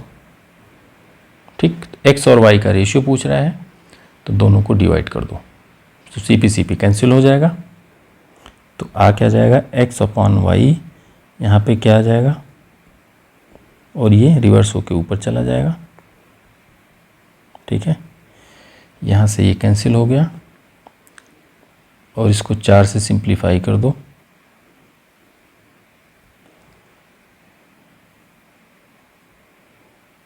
अट्ठारह और 28। ठीक है ना, अगर और सिंप्लीफाई करोगे तो कितना आ जाएगा 9 और 14। पूछा क्या था, y और x का रेशियो पूछा है ना, तो इसका रिवर्स लिख दो, y/x। y और x का जो अनुपात आ गया इसको उल्टा कर दो, वो कितना आ जाएगा 14 और 9 का। ठीक है, ऑप्शन डी राइट। बढ़ते हैं नेक्स्ट क्वेश्चन की तरफ। क्वेश्चन क्या कहता है, ए ने विक्रय मूल्य पर 25% डिस्काउंट के साथ एक मोबाइल खरीदी। मोबाइल की कीमत इतनी है तो मोबाइल का विक्रय मूल्य क्या है। ठीक है ना, 25% डिस्काउंट के बाद ये मिल रहा है ना, तो उसकी जो मार्क प्राइस रही होगी इससे ज़्यादा रही होगी। ठीक है, if the mobile costing rupees इतना, what is the original selling price, तो ओरिजिनल सेलिंग प्राइस इससे ज़्यादा रही होगी। ये 25% का डिस्काउंट इंडिकेट करता है फ्रैक्शन 75। तो इसमें क्या करना पड़ेगा, ज़्यादा लाने के लिए 100 ऊपर और 75 नीचे, इतना कर दोगे आंसर आ जाएगा। ठीक है, तो ये हो जाएगा 4/3। 3 से इसको सिंप्लीफाई कर लो, 1625 × 4, 1625 को 4 से गुणा करोगे तो 16 चौका 64, 6500। ठीक है ना, बढ़ते हैं, थोड़ा सा फास्ट करेंगे क्योंकि बहुत सारे क्वेश्चंस बाकी हैं भी, है ना। शहद की एक बोतल की कीमत 240 है, लेकिन उसी बोतल के 4 के पैक की कीमत 768 है। तो इस पर इफेक्टिव डिस्काउंट परसेंट पूछा जा रहा है, ओवरऑल कितना डिस्काउंट मिला। देखो, एक खरीदोगे तो 240 की मिलेगी, और इसी की रेट से अगर आप 4 खरीदोगे तो टोटल कॉस्ट कितनी की पड़नी चाहिए, 2400 के 96। ये इतने आपको चार जो पैक है, 4 का जो पैक है वो 960 का मिलना चाहिए, बट मिल कितने का रहा है, 768 का मिल रहा है। इन दोनों में डिफरेंस कितना आ गया, 32 और 60, 192 का डिफरेंस आ गया। तो डिफरेंस इतने का आ गया, कितने से मिल रहा है डिस्काउंट, 960 से। ओरिजिनल प्राइस तो 960 ही थी ना, तो 100 से मल्टीप्लाई कर दो, 10 से 10 गया, इसको सिंप्लीफाई कर लो, कितनी बार जाएगा, ये 2 बार जाएगा, है ना। तो ये 20% का डिस्काउंट मिल गया उस पर, राइट। Question number 57। ऐसे ही छोटे छोटे क्वेश्चंस हैं ना, ये बहुत बड़े क्वेश्चंस नहीं आते, मिलेंगे कुछ इक्का दुक्का क्वेश्चन थोड़े बड़े भी रहते हैं, बट जनरली ऐसे ही रहते हैं। यहाँ पे क्या है, कॉस्ट प्राइस दी है, इस पर 100% अंकित मूल्य है ना। It is marked up by 100%। इसका अर्थ हुआ कि उसकी जो मार्क प्राइस है वो 100% ज़्यादा है। ठीक है ना, अगर एक आइटम की कीमत 100 रुपये है और उसको 100% बढ़ा के मार्कअप करोगे तो उतना उसका डबल हो जाएगा। ठीक है ना, वो 200 हो जाएगी। अब बोल रहा है कि इसको 1200 में बेचा जाता है 20% डिस्काउंट पे, तो एक्स की वैल्यू क्या है। तो 1200 में बेचा जाता है, उसके पहले 20% का डिस्काउंट दिया जाता है, तो यहाँ से मार्क प्राइस कितनी आ जाएगी, 1200 से ज़्यादा आएगी, क्योंकि डिस्काउंट देने के बाद बेचा जाता है। तो इतनी आपकी आ गई मार्क प्राइस, ये आ गई 1500। ठीक है, अब जब मार्क प्राइस 15 है, अब तो उसकी कॉस्ट प्राइस कितनी, उसकी आधी होगी, तभी तो 100% मार्कअप किया जा रहा है ना। तो इस यहाँ से कॉस्ट प्राइस कितनी आ जाएगी, 750, राइट। बढ़ते हैं क्वेश्चन नंबर 58। क्वेश्चन नंबर 58 क्या कहता है कि 1000 मूल्य के कुकीज़ के डिब्बे पर 10% डिस्काउंट और 400 रुपये मूल्य के चॉकलेट के डिब्बे पर 8% का डिस्काउंट है ना।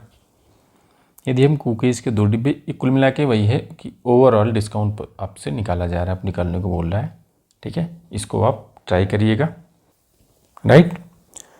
बढ़ते हैं नेक्स्ट क्वेश्चन की तरफ, क्वेश्चन नंबर 59। क्वेश्चन नंबर 59 क्या कहता है कि 20% डिस्काउंट देने के बाद इतनी की प्राइस है ना। ये ऊपर वाले के जैसा है, इसको हमने एक एक लाइन के क्वेश्चन हमने काफ़ी किए हुए हैं। तो ऐसे छोटे छोटे क्वेश्चन सब नहीं करेंगे ना, ये आप जरूर ट्राई करिएगा, आप मत स्किप करिएगा, एक बार आपने सॉल्व कर लेना है, ठीक है। क्वेश्चन नंबर 60 क्या कहता है,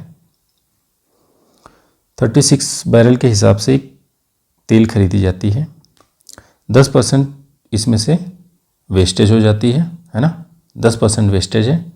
अब रिफाइनरी को 5% का प्रॉफिट चाहिए, तो किस कीमत पर बेचना चाहिए जिसमें बिक्री मूल्य पर 8% टैक्स भी शामिल है, ठीक है। देखो इसको एक बार कर लेते हैं डिस्कस। कॉस्ट प्राइस है 3600 रुपये पर बैरल, उसमें से 10% वेस्ट हो गया। तो अगर 10% वेस्ट हो गया तो उसकी एक्चुअल कॉस्ट प्राइस क्या आ गई, तो 90% पे ही इसको इतना मिला 3600 रुपये में उसको।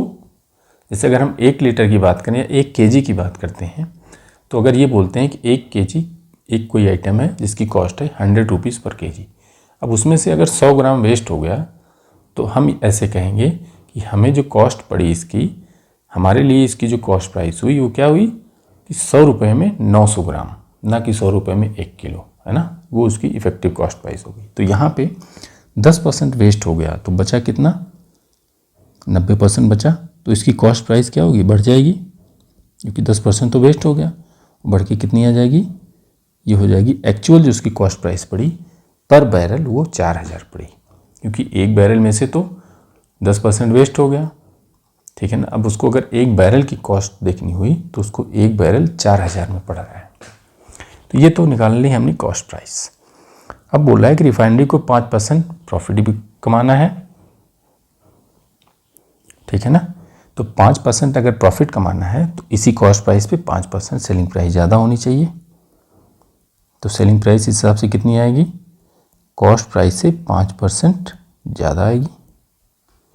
इसके साथ एक और चीज़ है कि 5% प्रॉफिट कमाना है, और ये प्रॉफिट के साथ साथ किस कीमत पर बेचना चाहिए कि उसमें बिक्री मूल्य पर 8% का टैक्स भी शामिल हो, ठीक है ना। तो जो सेलिंग प्राइस है उस पर 8% का उसको क्या टैक्स भी देना है, यही तो हुआ ना। टैक्स जो है वो सेलिंग प्राइस पे लग रहा है, ठीक है। तो यहाँ से सेलिंग प्राइस कितनी हो जाती, अगर ये टैक्स ना होता तो सेलिंग प्राइस उसकी यहाँ से निकाल लेते हम, ये कितनी आ जाएगी, ये 4200 पर बैरल आ जाएगी, है ना। 2 जीरो से 2 जीरो कैंसिल हो गया, और 105 को 4 बार अगर मल्टीप्लाई करोगे तो ये 420 आएगा। तो अगर कोई सेलिंग प्राइस पे अगर कोई टैक्स नहीं होता तो ये उसकी सेलिंग प्राइस हो जाती, इतने में बेच के वो 5% का प्रॉफिट मिल जाता। बट अब फाइनल उसकी सेलिंग प्राइस कितनी होगी कि उसकी सेलिंग प्राइस पे 8% का टैक्स भी ऐड करना है, ठीक है ना। सेलिंग प्राइस पे ही तो टैक्स लग रही है ना, कि 5% लाभ कमाना चाहती है तो उसे किस कीमत पर बेचना चाहिए जिसमें बिक्री मूल्य पर 8% टैक्स भी शामिल है।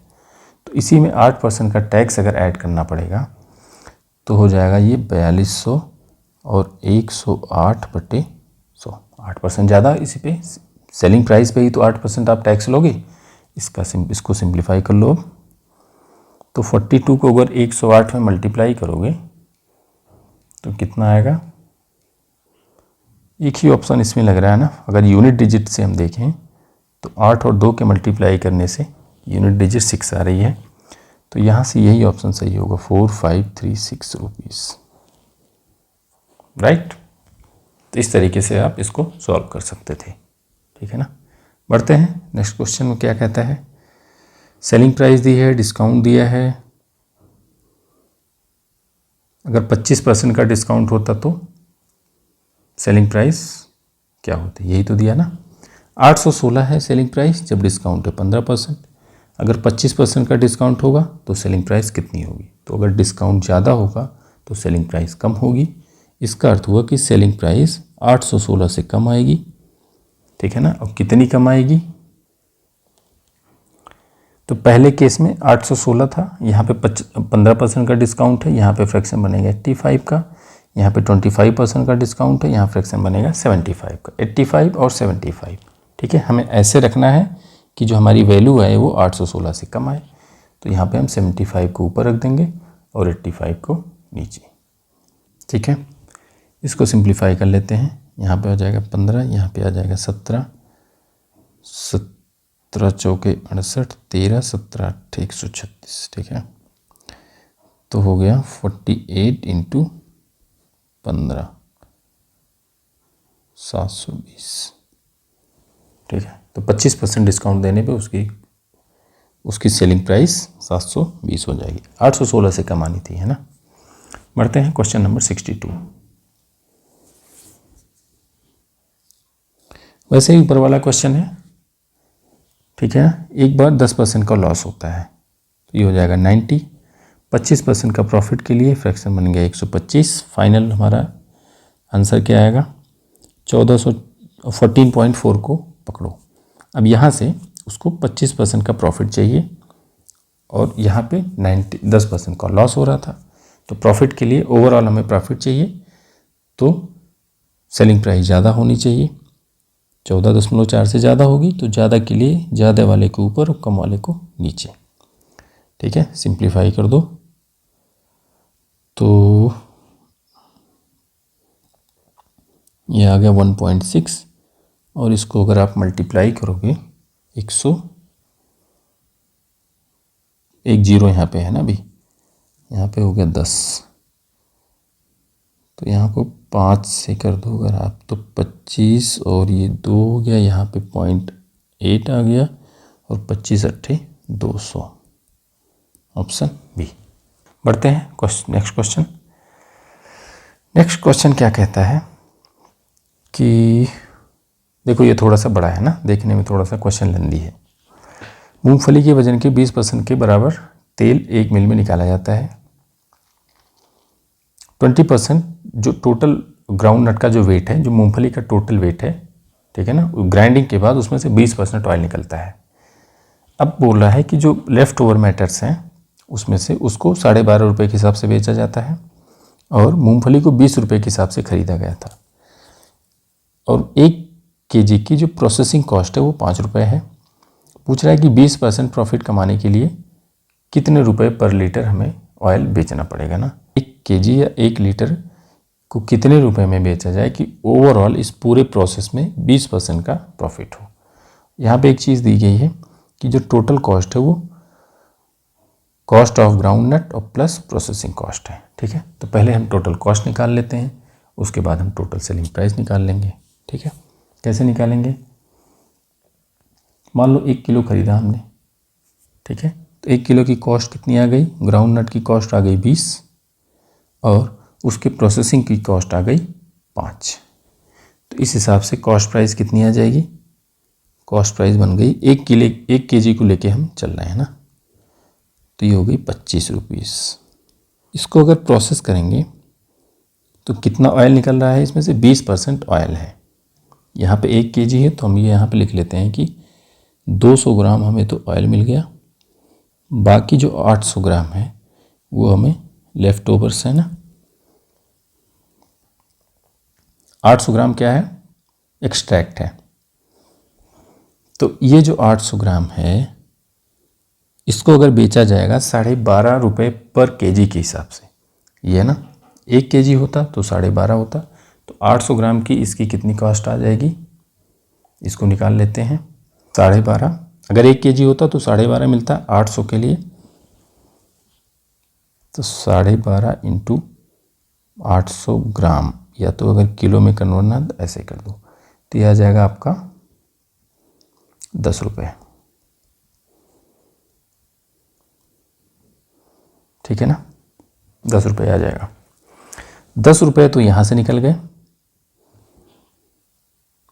टोटल कॉस्ट लगी 25, अभी हमें 10 निकल गए।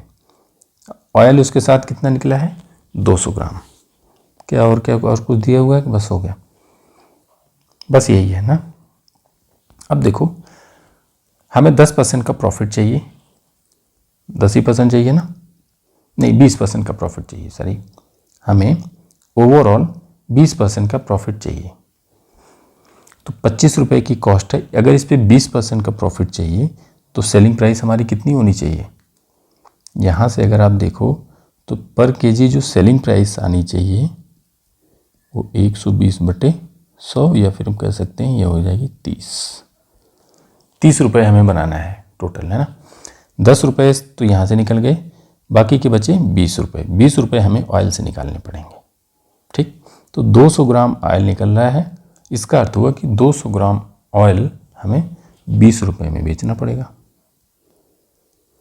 ठीक है। 20 रुपये में बेचना पड़ेगा। पूछ रहा है कि 1 लीटर या 1 केजी ऑयल कितने में बेचना पड़ेगा। तो 200 ग्राम जो ऑयल है इसकी कीमत है 20 रुपये, तो 5 से इसमें मल्टीप्लाई कर दो दोनों तरफ, तो ये बन जाएगा 1000 ग्राम, या फिर इसी को बोलेंगे 1 केजी, और यहाँ पे आ जाएगा ये 100 रुपये।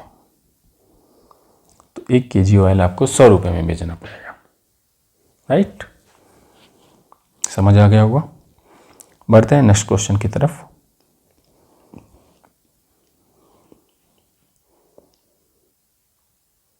क्वेश्चन नंबर 64 क्या कहता है कि एक आदमी ने एक घोड़ा और एक ऊँट 51,250 रुपये में खरीदा। घोड़े को उसने 25% प्रॉफिट पर और ऊँट को 20% लॉस पर बेचा, ठीक है। और ऐसा करने पे उसकी सेलिंग प्राइस दोनों की सेम है। तो पूछा जा रहा है कि सस्ते वाले जानवर का कॉस्ट प्राइस क्या है, ठीक है। तो एक है 25% प्रॉफिट। 25% प्रॉफिट के लिए हम क्या लिखेंगे, हमारा जो फ्रैक्शन बनेगा सेलिंग प्राइस और कॉस्ट प्राइस का, यहाँ पे कितना आ जाएगा 125 और 100 का। दूसरे केस में 20% लॉस है, तो यहाँ पे जो सेलिंग प्राइस और कॉस्ट प्राइस का रेशियो बनेगा वो बन जाएगा 80 और 100 का, राइट। दोनों को सिंप्लीफाई कर लेते हैं थोड़ा थोड़ा। तो यहाँ पे आ जाएगा ये 5, ये 4, यहाँ पे ये 4 और ये 5, ठीक है। अब कंडीशन यह है कि दोनों की सेलिंग प्राइस सेम है। यहाँ पे सेलिंग प्राइस 5 की आ रही है, यहाँ पे सेलिंग प्राइस 4 की आ रही है, तो दोनों को पहले हम सेम कर लेते हैं। तो सेम करने के लिए वैसे ही क्रॉस मल्टीप्लिकेशन कर लेते हैं। इस वाले फ्रैक्शन में हम 4 से मल्टीप्लाई कर लेंगे, तो ये 20/16 बनेगा।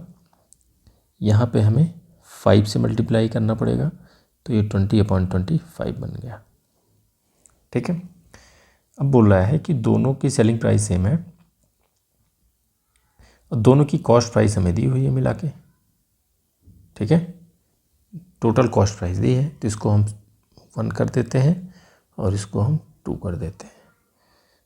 तो कॉस्ट प्राइस यहाँ से कुल कॉस्ट प्राइस कितनी आ जाएगी 25 और 16। अगर टोटल कॉस्ट प्राइस को हम CP लिखते हैं तो कितनी हो जाएगी ये 41। बट 41 की वैल्यू कितनी दी है 51,250, ठीक है। 41 की वैल्यू 51,250 दी है, तो इस 41 को हम 51,250 बनाने के लिए कितने से मल्टीप्लाई करना पड़ेगा, तो 41 से इसको डिवाइड करना पड़ेगा, है ना। तो पहले तो एक बार जाएगा 10 आ जाएगा, तो बन जाएगा 102, फिर 2 बार जाएगा, फिर 5 और 0, ठीक है। 1250 से हमें मल्टीप्लाई करना पड़ेगा। तो इस हिसाब से अगर हम 1250 से मल्टीप्लाई करेंगे तो यहाँ भी सब जगह 1250 और यहाँ भी हमें 1250। ये पूरे फ्रैक्शन में कर रहे हैं ना, ऊपर नीचे दोनों जगह, ऐसा नहीं सिर्फ ऊपर ही कर रहे हैं। अब क्या पूछ रहा है, तो सस्ते वाले जानवर का कॉस्ट प्राइस क्या है। देखो कॉस्ट प्राइस यहाँ पे कम है, यहाँ पे कॉस्ट प्राइस कम है, तो यही क्या हुआ, यही सस्ता वाला हुआ। तो यहाँ से अगर कॉस्ट प्राइस आपको निकालनी हुई, कम वाली कॉस्ट प्राइस कितनी आ जाएगी 16 × 1250। देखो ऑप्शन से कुछ लीड मिलती है, मल्टीप्लाई कर लो। 8 16 दूनी 32, 8 40, कितने आ गए 20,000 रुपये, ठीक है। सस्ते वाले का अगर दूसरे वाले का पूछा होता तो यहाँ 25 से मल्टीप्लाई करना पड़ता, तो इसमें 9 से और मल्टीप्लाई करना पड़ जाता है ना। दूसरे वाले के केस में 25 से 1250, या फिर हम कैसे कर सकते हैं, टोटल कॉस्ट प्राइस दी है 51,250, उसमें से 20,000 निकाल दोगे तो आ जाएगा 31,250, ठीक है ना। तो इस हिसाब से ऑप्शन डी। बढ़ते हैं क्वेश्चन नंबर 65। क्वेश्चन 65 कहता है कि किसी वस्तु पे 150% का प्रॉफिट है, अगर कॉस्ट प्राइस 25% बढ़ा दी जाए तो नया प्रॉफिट परसेंट क्या होगा, ठीक है। अगर इस ऐसे केस में हम मान लेते हैं कॉस्ट प्राइस 100 है, तो 150% का अगर प्रॉफिट है तो सेलिंग प्राइस कितनी आ जाएगी, 100 है, तो यहाँ पे 150 ज़्यादा होना चाहिए, 150 प्रॉफिट होगा ना, तो सेलिंग प्राइस 225। अब दूसरे केस में अगर इस कॉस्ट प्राइस को 25% बढ़ा दें, 25% बढ़ा दोगे, सेलिंग प्राइस के बारे में कुछ कह नहीं रहा है तो सेलिंग प्राइस सेम है, इसका अर्थ हुआ सेलिंग प्राइस सेम है। कॉस्ट प्राइस 125 है, सेलिंग प्राइस 250, उसका जस्ट डबल है, तो अगर डबल है तो इसका अर्थ हुआ कि 100% प्रॉफिट है, राइट। बढ़ते हैं क्वेश्चन नंबर 66। 24 रुपये में नारियल बेचने पर 24% का लॉस होता है, तो 14% प्रॉफिट के लिए कितने में बेचना पड़ेगा, ठीक है। तो 14% प्रॉफिट में बेचने के लिए जो हमारा नया सेलिंग प्राइस आएगा वो 24 से ज़्यादा आना चाहिए। यहाँ पे 24% का लॉस है, ये यहाँ से फ्रैक्शन बन जाएगा 76, यहाँ पे 14% का प्रॉफिट है तो यहाँ फ्रैक्शन बनेगा 114। अब अगर हमें ज़्यादा चाहिए तो 114 के ऊपर और 76 को नीचे 19 से काट दो, यहाँ पे रेशियो आ गया 4 6 6 36, आंसर हमारा सी, राइट। क्वेश्चन नंबर 67 बोलता है कि एक विलेजर है, इसने एक बकरी और एक भेड़ को इतने में खरीदा, भेड़ को 10% प्रॉफिट पर, बकरी को 20% लॉस पर, दोनों को एक ही कीमत पर बेचा, ठीक है। क्वेश्चन नंबर 65 देखो वही है। क्वेश्चन नंबर 64, क्वेश्चन नंबर 64 भी यही था, दोनों की कॉस्ट प्राइस दी थी, टोटल कॉस्ट प्राइस दी है, एक को प्रॉफिट पे और एक को लॉस पे, तो इसको हम नहीं सॉल्व करेंगे, है ना, इसको आप ट्राई करिएगा। क्वेश्चन नंबर 68, क्वेश्चन 68 क्या कहता है कि 120% का प्रॉफिट है, ठीक है, और अगर कॉस्ट प्राइस 10% बढ़ा दी जाए और सेलिंग प्राइस सेम रखी जाए तो परसेंटेज प्रॉफिट क्या होगा। इसके पहले जस्ट हमने किया 64 कौन सा था अभी, ये वाला क्वेश्चन है ना, क्वेश्चन नंबर 65 किया था, प्रॉफिट दिया हुआ था कॉस्ट प्राइस को बढ़ाने पे, तो उसी हिसाब से अगर इसको करना हुआ 100 ले लो कॉस्ट प्राइस, तो सेलिंग प्राइस आ जाएगी 220, 120% तो प्रॉफिट है, इसको 120% 120 आ जाएगा, और सेलिंग प्राइस कितनी आ जाएगी 100 प्लस 120 तो 220। अब बोल रहा है कि अगर कॉस्ट प्राइस 10 बढ़ा दी जाती है और सेलिंग प्राइस को सेम रखा जाता है, ठीक है ना, 110 यहाँ है 220 यहाँ है, तो ये हो गई कॉस्ट प्राइस और ये हो गई सेलिंग प्राइस। तो 110 की कॉस्ट है, 220 की सेलिंग है, तो प्रॉफिट हो गया 110, कहाँ से 110 से, तो परसेंटेज प्रॉफिट आ गया 100%। सेम क्वेश्चन था, राइट। क्वेश्चन नंबर 69 बोल रहा है 40% डिस्काउंट के 2 सक्सेसिव डिस्काउंट्स दिए जाते हैं, तो नेट डिस्काउंट परसेंट कितना होगा, ठीक है ना। तो डिस्काउंट दिया जाता है मार्क प्राइस पे, ये क्वेश्चन ऑलरेडी ऐसे हमने किए हुए हैं। एक बार डिस्काउंट दिया जाएगा 40% का तो फ्रैक्शन बनेगा यहाँ पे 60, दूसरी बार दिया जाएगा तो फिर से फ्रैक्शन बनेगा 60, डिस्काउंट दिया जा रहा है, कम होगा 100 से। तो देखो ये हो गई हमारी मार्क प्राइस, एक बार जब 40 का डिस्काउंट दिया जाएगा तो 40 कम हो जाएगा, तो बचेगा कितना 60% बचेगा, तो ये सेलिंग प्राइस अगर हम यहाँ से निकालेंगे, सेलिंग प्राइस निकाल लेना, 40 निकाल दो बचा 60, एक बार डिस्काउंट देने पे ये सेलिंग प्राइस आ गई, फिर जो बचा उस पर फिर सक्सेसिव डिस्काउंट में यही होता है ना, सक्सेसिव डिस्काउंट में क्या होता है कि एक बार डिस्काउंट दे दिया उसके बाद जो प्राइस आ गई, अब ये आ गई हमारे पास, उस पर फिर से 40% का डिस्काउंट दे दो, तो फिर क्या बचेगा 60 और 100, इसको सिंप्लीफाई कर लो। तो इसको अगर सिंप्लीफाई करोगे आप तो कितना, 2 जीरो से 2 जीरो कैंसिल हो गया, यहाँ पे आ गया 36 और यहाँ पे आ गया 100। यहाँ से क्या निकल के आ रहा है कि अगर मार्क प्राइस 100 है तो सेलिंग प्राइस 36 आ गई, यही तो आए ना, 2 बार डिस्काउंट देने के बाद अगर मार्क प्राइस पहले 100 रही होगी तो सेलिंग प्राइस बाद में 36 हो गई, तो कुल कितना डिस्काउंट हो गया, कितना कम हो गया यहाँ से, यहाँ पे डिफरेंस कितना आ जाएगा 64। 64 का डिफरेंस इंडिकेट करता है कि उसकी जो एक्चुअल डिस्काउंट परसेंट आएगी वो 64 आएगी, ठीक है। 40 40 80 ना कर देना यहाँ, है ना, ये गलत हो जाएगा। क्वेश्चन नंबर 70 बोल रहा है कि 1 पैकेट की कॉस्ट 16 है, अगर आप 4 के अगर आप 4 पैकेट खरीदते हो तो वो 56 में आती है। ठीक है, ऐसे क्वेश्चन हमने ऑलरेडी किए हुए हैं, तो इसको भी हम स्किप करेंगे। 71 क्या कहता है कि कॉस्ट प्राइस एक्स है 200% की, मार्कड अप बाई 200%। ठीक है, it is sold at 540 rupees. 200% की उस पर मार्कअप की जाती है, उसके बाद 540 में बेचा जाता है। 540 में बेचने के पहले 25% का डिस्काउंट दिया जाता है, तो एक्स की वैल्यू पूछ रहा है। ठीक है, तो कॉस्ट प्राइस दी है एक्स, कॉस्ट प्राइस बेसिकली पूछा जा रहा है, तो हम मान लेते हैं कॉस्ट प्राइस सीपी है या एक्स दिया है तो एक्स ले लेते हैं। इस पर 200% की मार्कअप करनी है, 200% बढ़ा के आपको इस पर मार्क प्राइस करनी है, 200% बढ़ा के इस पर आपको मार्किंग करनी है। तो अगर कॉस्ट प्राइस एक्स है, 200% का अर्थ होता है 2 गुना, तो 2 गुना बढ़ा के अगर मार्किंग करोगे तो मार्किंग कितनी करनी पड़ेगी, एक्स तो पहले थी तो हो जाएगी 3x, मार्क प्राइस 3x आ गई। अब यहाँ से देखो कि 25% डिस्काउंट देने के बाद 540 में बेचा जाता है, तो 25% डिस्काउंट के बाद अगर 540 में बेचा जा रहा है तो मार्क प्राइस इससे ज़्यादा रही होगी। तो अगर यहाँ से आप मार्क प्राइस निकालना चाहोगे तो वो सेलिंग प्राइस से, ये 25% डिस्काउंट इंडिकेट करता है 75, तो सेलिंग प्राइस से ज़्यादा आएगी। तो ज़्यादा के लिए हमें 100 ज़्यादा वाले को ऊपर और कम वाले को नीचे कर दो। ठीक है, इसको सिंप्लीफाई करोगे तो सेलिंग प्राइस की वैल्यू कितनी है यहाँ पे 540, तो यहाँ पे आ जाएगा 4/3, 18 चौके 72, 720 आ गई आपकी मार्क प्राइस। यहाँ से मार्क प्राइस 720 आ गई, तो यहाँ पे 720 को अगर हम लिखेंगे तो 3 इंटू यह टोटल कितनी है, ये 720 आ गई, तो x की वैल्यू आ जाएगी आपकी, यहाँ से अगर x की वैल्यू निकालोगे तो 3 से यहाँ पे डिवाइड कर दो, 240। ठीक है, x की वैल्यू पूछ रहा है तो x की वैल्यू आ गई 240 रुपये। राइट, बढ़ते हैं क्वेश्चन नंबर 72। क्वेश्चन नंबर 72 भी वही है, एक पनीर का डिब्बा अगर खरीद रहे हो 8% डिस्काउंट पे, 8% डिस्काउंट मिलता है, और एक जो बटर का डिब्बा है वो 20% डिस्काउंट पे मिलता है। ठीक है, अगर हम 5 डिब्बे इसके और 3 डिब्बे इसके खरीदें तो इफेक्टिव डिस्काउंट परसेंट ये आप इजीली निकाल सकते हो।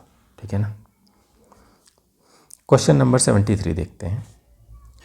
क्वेश्चन नंबर 73 कहता है कि mark price of a shirt and trouser are in the ratio 1:2, और शॉपकीपर जो है शर्ट पे 10% की डिस्काउंट देता है, टोटल डिस्काउंट शर्ट और ट्राउज़र पे 30% है, तो पूछ रहा है कि डिस्काउंट ऑफर्ड ऑन ट्राउज़र कितना होगा, ट्राउज़र पे कितना उसको डिस्काउंट दिया गया। ठीक है, देखो एक जगह हमें डिस्काउंट दिया है और ओवरऑल डिस्काउंट मतलब एवरेज डिस्काउंट दिया है, दूसरे पे डिस्काउंट पूछा जा रहा है, तो यहाँ पे लिख लेते हैं शर्ट, यहाँ पे लिख लेते हैं ट्राउज़र। शर्ट पर डिस्काउंट परसेंट दिया है 10, ट्राउज़र पे हमें नहीं पता है, और टोटल जो डिस्काउंट है दोनों पे मिला के वो है 30। राइट, यहाँ पे एलिगेशन लगा दो, 30 जो है ओवरऑल डिस्काउंट है दोनों पे मिला के, तो यहाँ पे डिफरेंस आ जाएगा 20, और यहाँ पे डिफरेंस आ जाएगा x - 30। यहाँ पे 30 ज़्यादा है 10 से, तो इस वाले केस में x ज़्यादा होगा 30 से। ठीक है, अब देखो एक चीज़ यहाँ पे ध्यान देना, यहाँ पे हम डिस्काउंट लेके चल रहे हैं। ठीक है, तो जब डिस्काउंट लेके चलेंगे तो यहाँ पे जो रेशियो आएगा, डिस्काउंट निकाला जाता है मार्क प्राइस पे, तो यहाँ पे मार्क प्राइस का रेशियो आएगा। ठीक है ना, ध्यान देना थोड़ा सा आपने, ये चीज़ एलिगेशन वगैरह में डिटेल में हमने कवर करी हुई है। अगर यहाँ पे हम प्रॉफिट लेके चलते, प्रॉफिट या लॉस, अगर यहाँ पे प्रॉफिट या लॉस लेके चलते, ये प्रॉफिट या लॉस होता, तो प्रॉफिट और लॉस क्योंकि निकाली जाती है कॉस्ट प्राइस पे, तो यहाँ पे जो रेशियो आता है वो कॉस्ट प्राइस का रेशियो आता है। ठीक है, और मार्क प्राइस यहाँ पे आएगा, तो मार्क प्राइस का रेशियो ऑलरेडी दिया है शर्ट और ट्राउज़र के केस में 1:2 का, तो यहाँ से सिंप्लीफाई कर दो, ये कितना आ जाएगा, यहाँ पे दिया है 1:2 का, दोनों रेशियोज़ को इक्वल कर देते हैं। यहाँ पे होगा x - 30/20 = 1/2, यहाँ से सिंप्लीफाई कर दो, 10 उधर कर दो, तो 10 + 30 आ जाएगा, x की वैल्यू 40। पूछा क्या गया है, ट्राउज़र पर दी जाने वाली छूट, तो यहाँ पे 40 ऑप्शन नहीं दिया है, बट करेक्ट आंसर इसका 40 आएगा। ठीक है, बढ़ते हैं क्वेश्चन नंबर 74। क्वेश्चन नंबर 74 क्या कहता है कि एक लैपटॉप की कीमत जो है माउस के कंपैरिजन में 15 टाइम्स है। लैपटॉप पे सॉरी, प्रत्येक लैपटॉप पे 25% का प्रॉफिट होता है और माउस और लैपटॉप मिला के 30% का प्रॉफिट होता है। जैसे अभी ऊपर वाला क्वेश्चन था, एक तरफ ले लो लैपटॉप, दूसरी तरफ आप लिख लो माउस। लैपटॉप पे परसेंटेज प्रॉफिट है 25 का, माउस पे दिया नहीं है, और लैपटॉप और माउस दोनों को मिला के अगर हम देखें तो प्रॉफिट परसेंट आता है 30 का। ठीक है, इस बार हम यहाँ पे प्रॉफिट लेके चल रहे हैं, और जब हम यहाँ पे प्रॉफिट लेके चलेंगे तो यहाँ रेशियो आएगा कॉस्ट प्राइस का, अभी हमने ऊपर बताया आपको। तो एलिगेशन लगाओगे, यहाँ पे 5 का डिफरेंस आएगा और यहाँ पे x माइनस 30, और दोनों की कॉस्ट प्राइस का रेशियो दिया है, क्या दिया है, बिल्कुल यहाँ पे कॉस्ट प्राइस का रेशियो दिया है कि लैपटॉप की कॉस्ट जो माउस है उससे 15 टाइम्स है। तो लैपटॉप और माउस के कॉस्ट प्राइस का रेशियो भी दिया है 15:1। अब यहाँ पे रेशियोज़ को इक्वल कर दो आप, ये आ जाएगा 15 और 1 के। अगर सिंप्लीफाई करोगे तो यहाँ पे 15 और 5 75 बनेगा और 30 आके ऐड हो जाएगा। x की वैल्यू आ जाएगी 105। परसेंट में ही निकाल लेना, x यहाँ पे क्या परसेंट लेके चलना है, ये सब परसेंट है। x की वैल्यू 105 इंडिकेट करती है कि माउस पे जो प्रॉफिट परसेंट है वो 105 का है। अब देखो क्या दिया है, दिया है कि माउस पे जो एक्चुअल प्रॉफिट होता है वो 2100 का हो रहा है। ठीक है, 105% का अगर प्रॉफिट हो रहा है तो यहाँ से सेलिंग प्राइस और कॉस्ट प्राइस की रेशियो हम कितना लिखेंगे, 105% का प्रॉफिट है तो रेशियो कितना बन जाएगा, 205 और 100 का, यही तो बनेगा ना, तभी तो डिफरेंस आएगा 105 का, कॉस्ट प्राइस 100 है। अब दी है यहाँ पे हमें जो वैल्यू दी है एक्चुअल प्रॉफिट की वो 2100 दी है। 105 को 2100 बनाने के लिए 20 से मल्टीप्लाई कर देंगे तो बन जाएगा 2100। ठीक है, तो अगर 20 से मल्टीप्लाई कर रहे हैं तो लैपटॉप की कॉस्ट प्राइस तो लैपटॉप की कॉस्ट प्राइस निकालने के लिए यहाँ से अगर 20 से मल्टीप्लाई करोगे तो सेलिंग प्राइस और कॉस्ट प्राइस, ये माउस लेके चल रहे हैं हम। ठीक है, तो सेलिंग कॉस्ट प्राइस में भी कितना हो जाएगा, 20 से मल्टीप्लाई करोगे तो 3 जीरो आ जाएगा, और ऊपर कितना हो जाएगा, 205 में 2 से मल्टीप्लाई करोगे तो ये हो जाएगा 410। ठीक है, ये तो आ गई माउस की कॉस्ट प्राइस। अब क्योंकि लैपटॉप की कॉस्ट प्राइस इसका 15 टाइम्स है, यही दिया ना 15 टाइम्स, तो लैपटॉप की कॉस्ट प्राइस कितनी आ जाएगी, इसमें 15 से मल्टीप्लाई कर दो। कॉस्ट प्राइस ऑफ लैपटॉप अगर निकालनी हुई तो 2000 में अगर आप 15 से गुणा कर दोगे तो 30,000 आ जाएगा। ठीक है, ऑप्शन ए राइट। बढ़ते हैं क्वेश्चन नंबर, देखो 2 क्वेश्चन हमने एलिगेशन से कर लिए यहाँ पे ना, तो सब मिला जुला के अगर आप करोगे तो थोड़ा इजी रहेगा। क्वेश्चन नंबर 75 क्या कहता है, ये लेटेस्ट क्वेश्चन है कि एक शॉपकीपर है, उस 2 ऑफ़र देता है। 2 ऑफ़र कैसे देता है, या तो आप 10 और 15% के 2 डिस्काउंट ले लो, 2 सक्सेसिव डिस्काउंट 10 और 15% के ले लो, या फिर आप बाई 5 और गेट 2 फ्री पे आ जाओ। ठीक है, तो दोनों में से पूछ रहा है कि कौन से वाले ऑफ़र में मैक्सिमम डिस्काउंट परसेंट होगा। ठीक है, तो 10 और 15% के 2 अगर सक्सेसिव डिस्काउंट आपको मिल रहा है, सपोज मार्क प्राइस ये है MP, एक बार 10% का डिस्काउंट मिलेगा तो सेलिंग प्राइस घट के इतनी रह जाएगी, 90% पे मिल रहा है। दूसरी बार 15% का डिस्काउंट मिलेगा तो आपको ये मिल जाएगा। अगर हम मार्क प्राइस को 1 लेके चलते हैं, है ना, तो हमारे पास क्या आ जाएगा यहाँ पे, इसको सिंप्लीफाई भी कर लेते हैं साथ साथ। यहाँ पे 17, यहाँ पे 20, यहाँ पे 18 और यहाँ पे 20, तो ये हो गया 18 × 17 और यहाँ पे 400। ठीक है ना,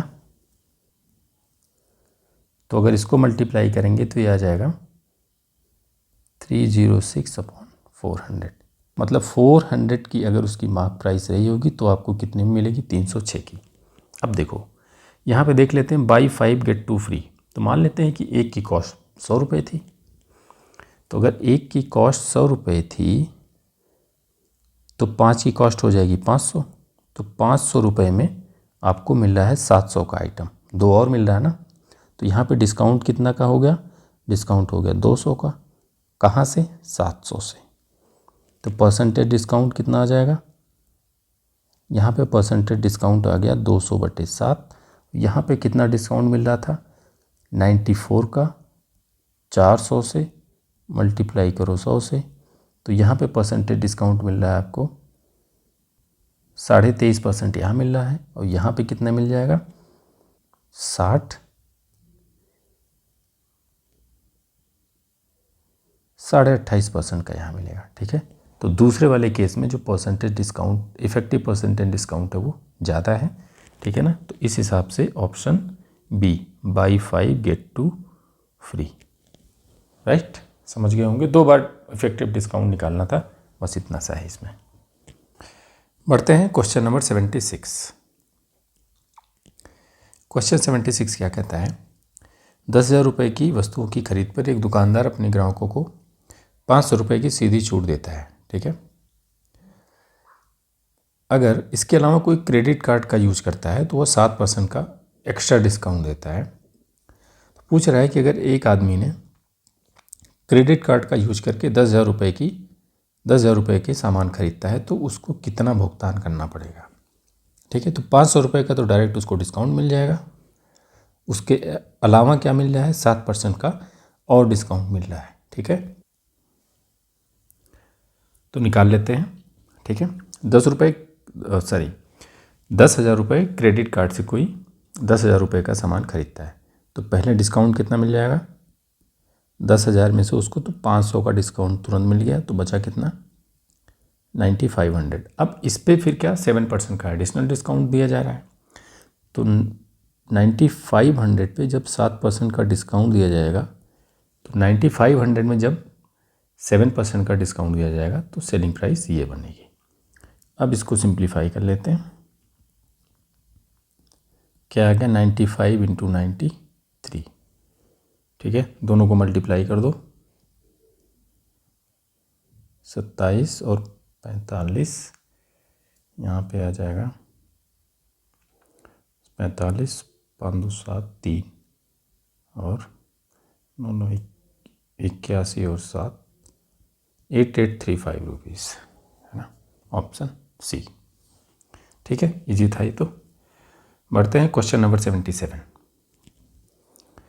पूछ रहा है कि 40% का मार्कअप किया जाता है। ठीक है, और उसकी जो सेलिंग प्राइस है वो मार्क प्राइस की इतना % है। ठीक है ना, तो पूछ रहा है प्रॉफिट % कितना होगा। ठीक, तो ऐसा कर लेते हैं, हम मान लेते हैं कॉस्ट प्राइस है 100 रुपीज़, तो इस हिसाब से मार्क प्राइस कितना आ जाएगा? 140 हो जाएगा। ठीक है, अब डिस्काउंट दिया जा रहा है 147/2%, तो अगर आप यहाँ से इसको सिंप्लीफाई कर लो थोड़ा सा, 147/2%, इसको हम लिख सकते हैं 73.5% का डिस्काउंट दिया जाता है। ठीक है,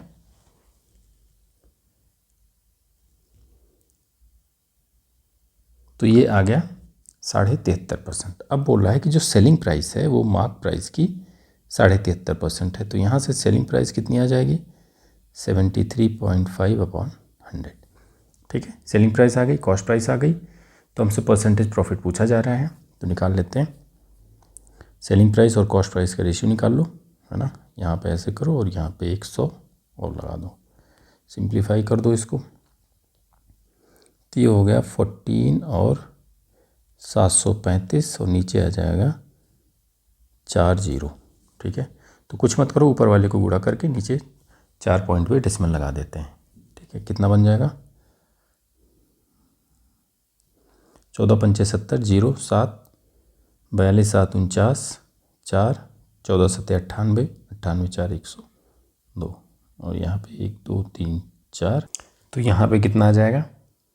आ जाएगा 1.029।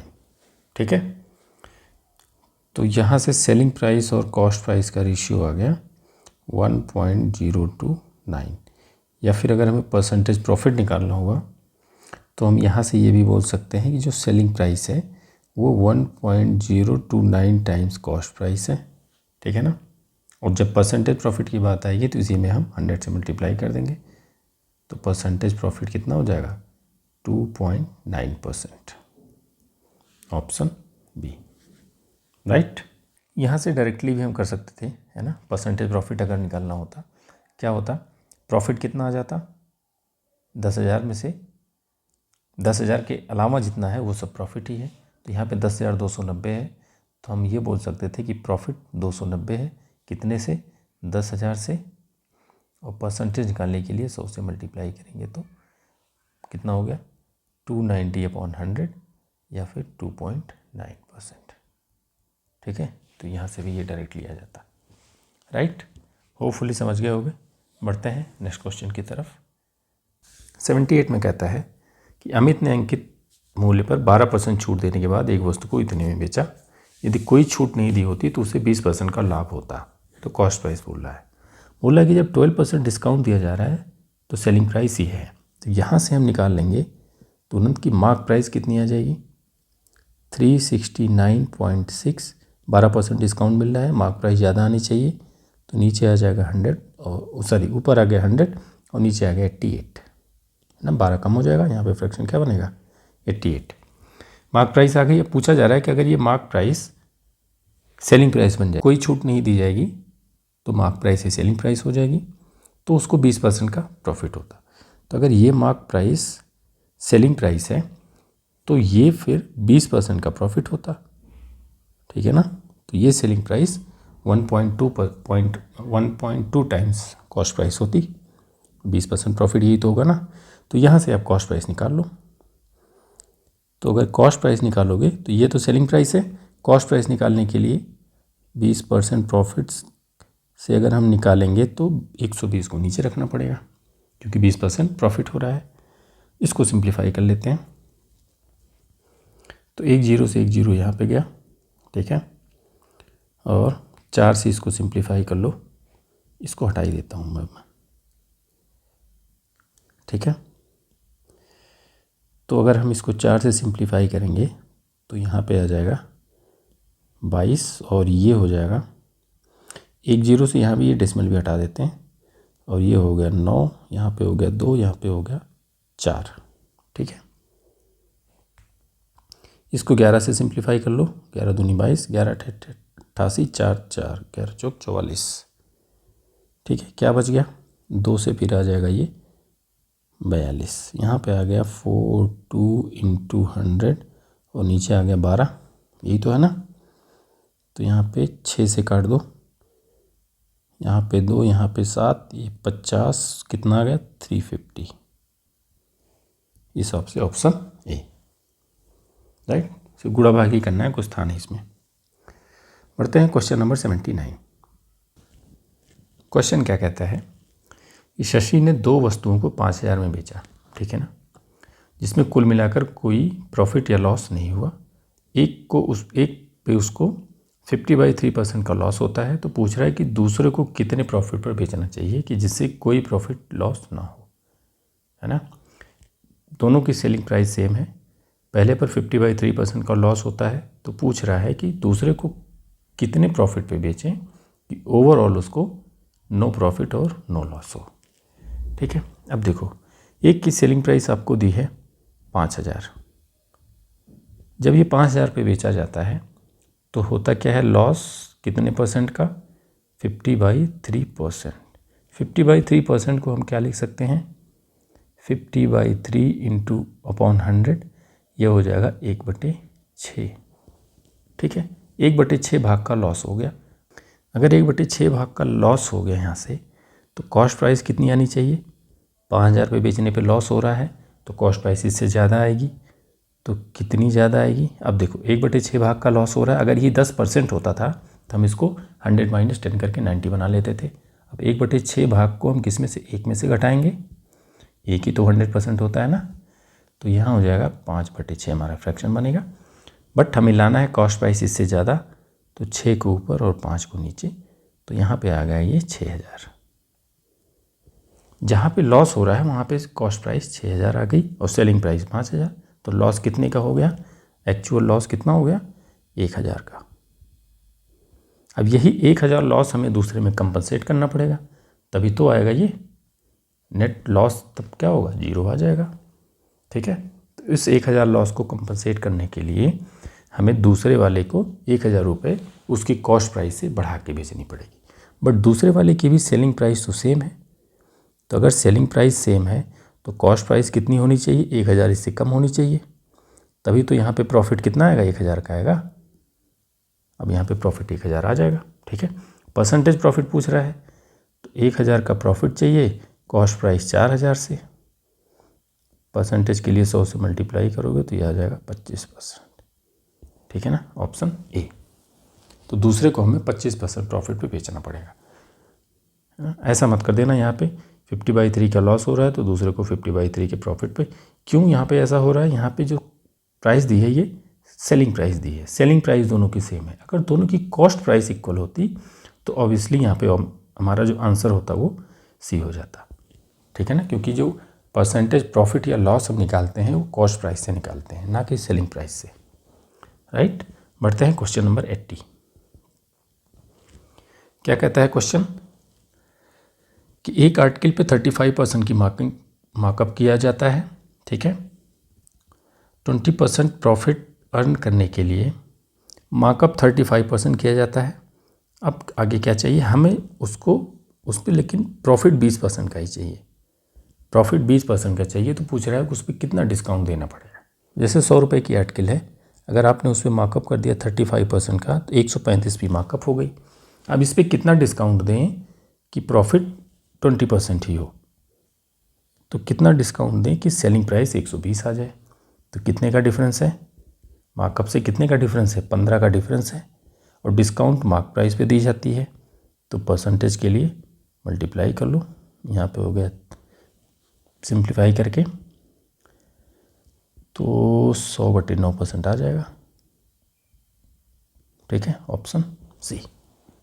राइट, होपफुली समझ गए होगे। और 80 क्वेश्चन हमने यहाँ तक कर लिए। ठीक है ना, इसी 80 क्वेश्चन पे हम इस वीडियो को ख़त्म करेंगे, और इस वीडियो के साथ साथ हम प्रॉफिट और लॉस को भी यहीं पे ख़त्म करते हैं।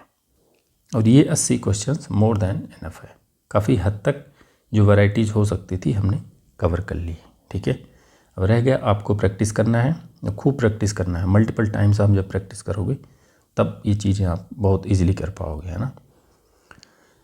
तो फिनिश करते हैं इस वीडियो को और इस चैप्टर को, फिर मिलेंगे नेक्स्ट वीडियो में। तब तक के लिए जय हिंद।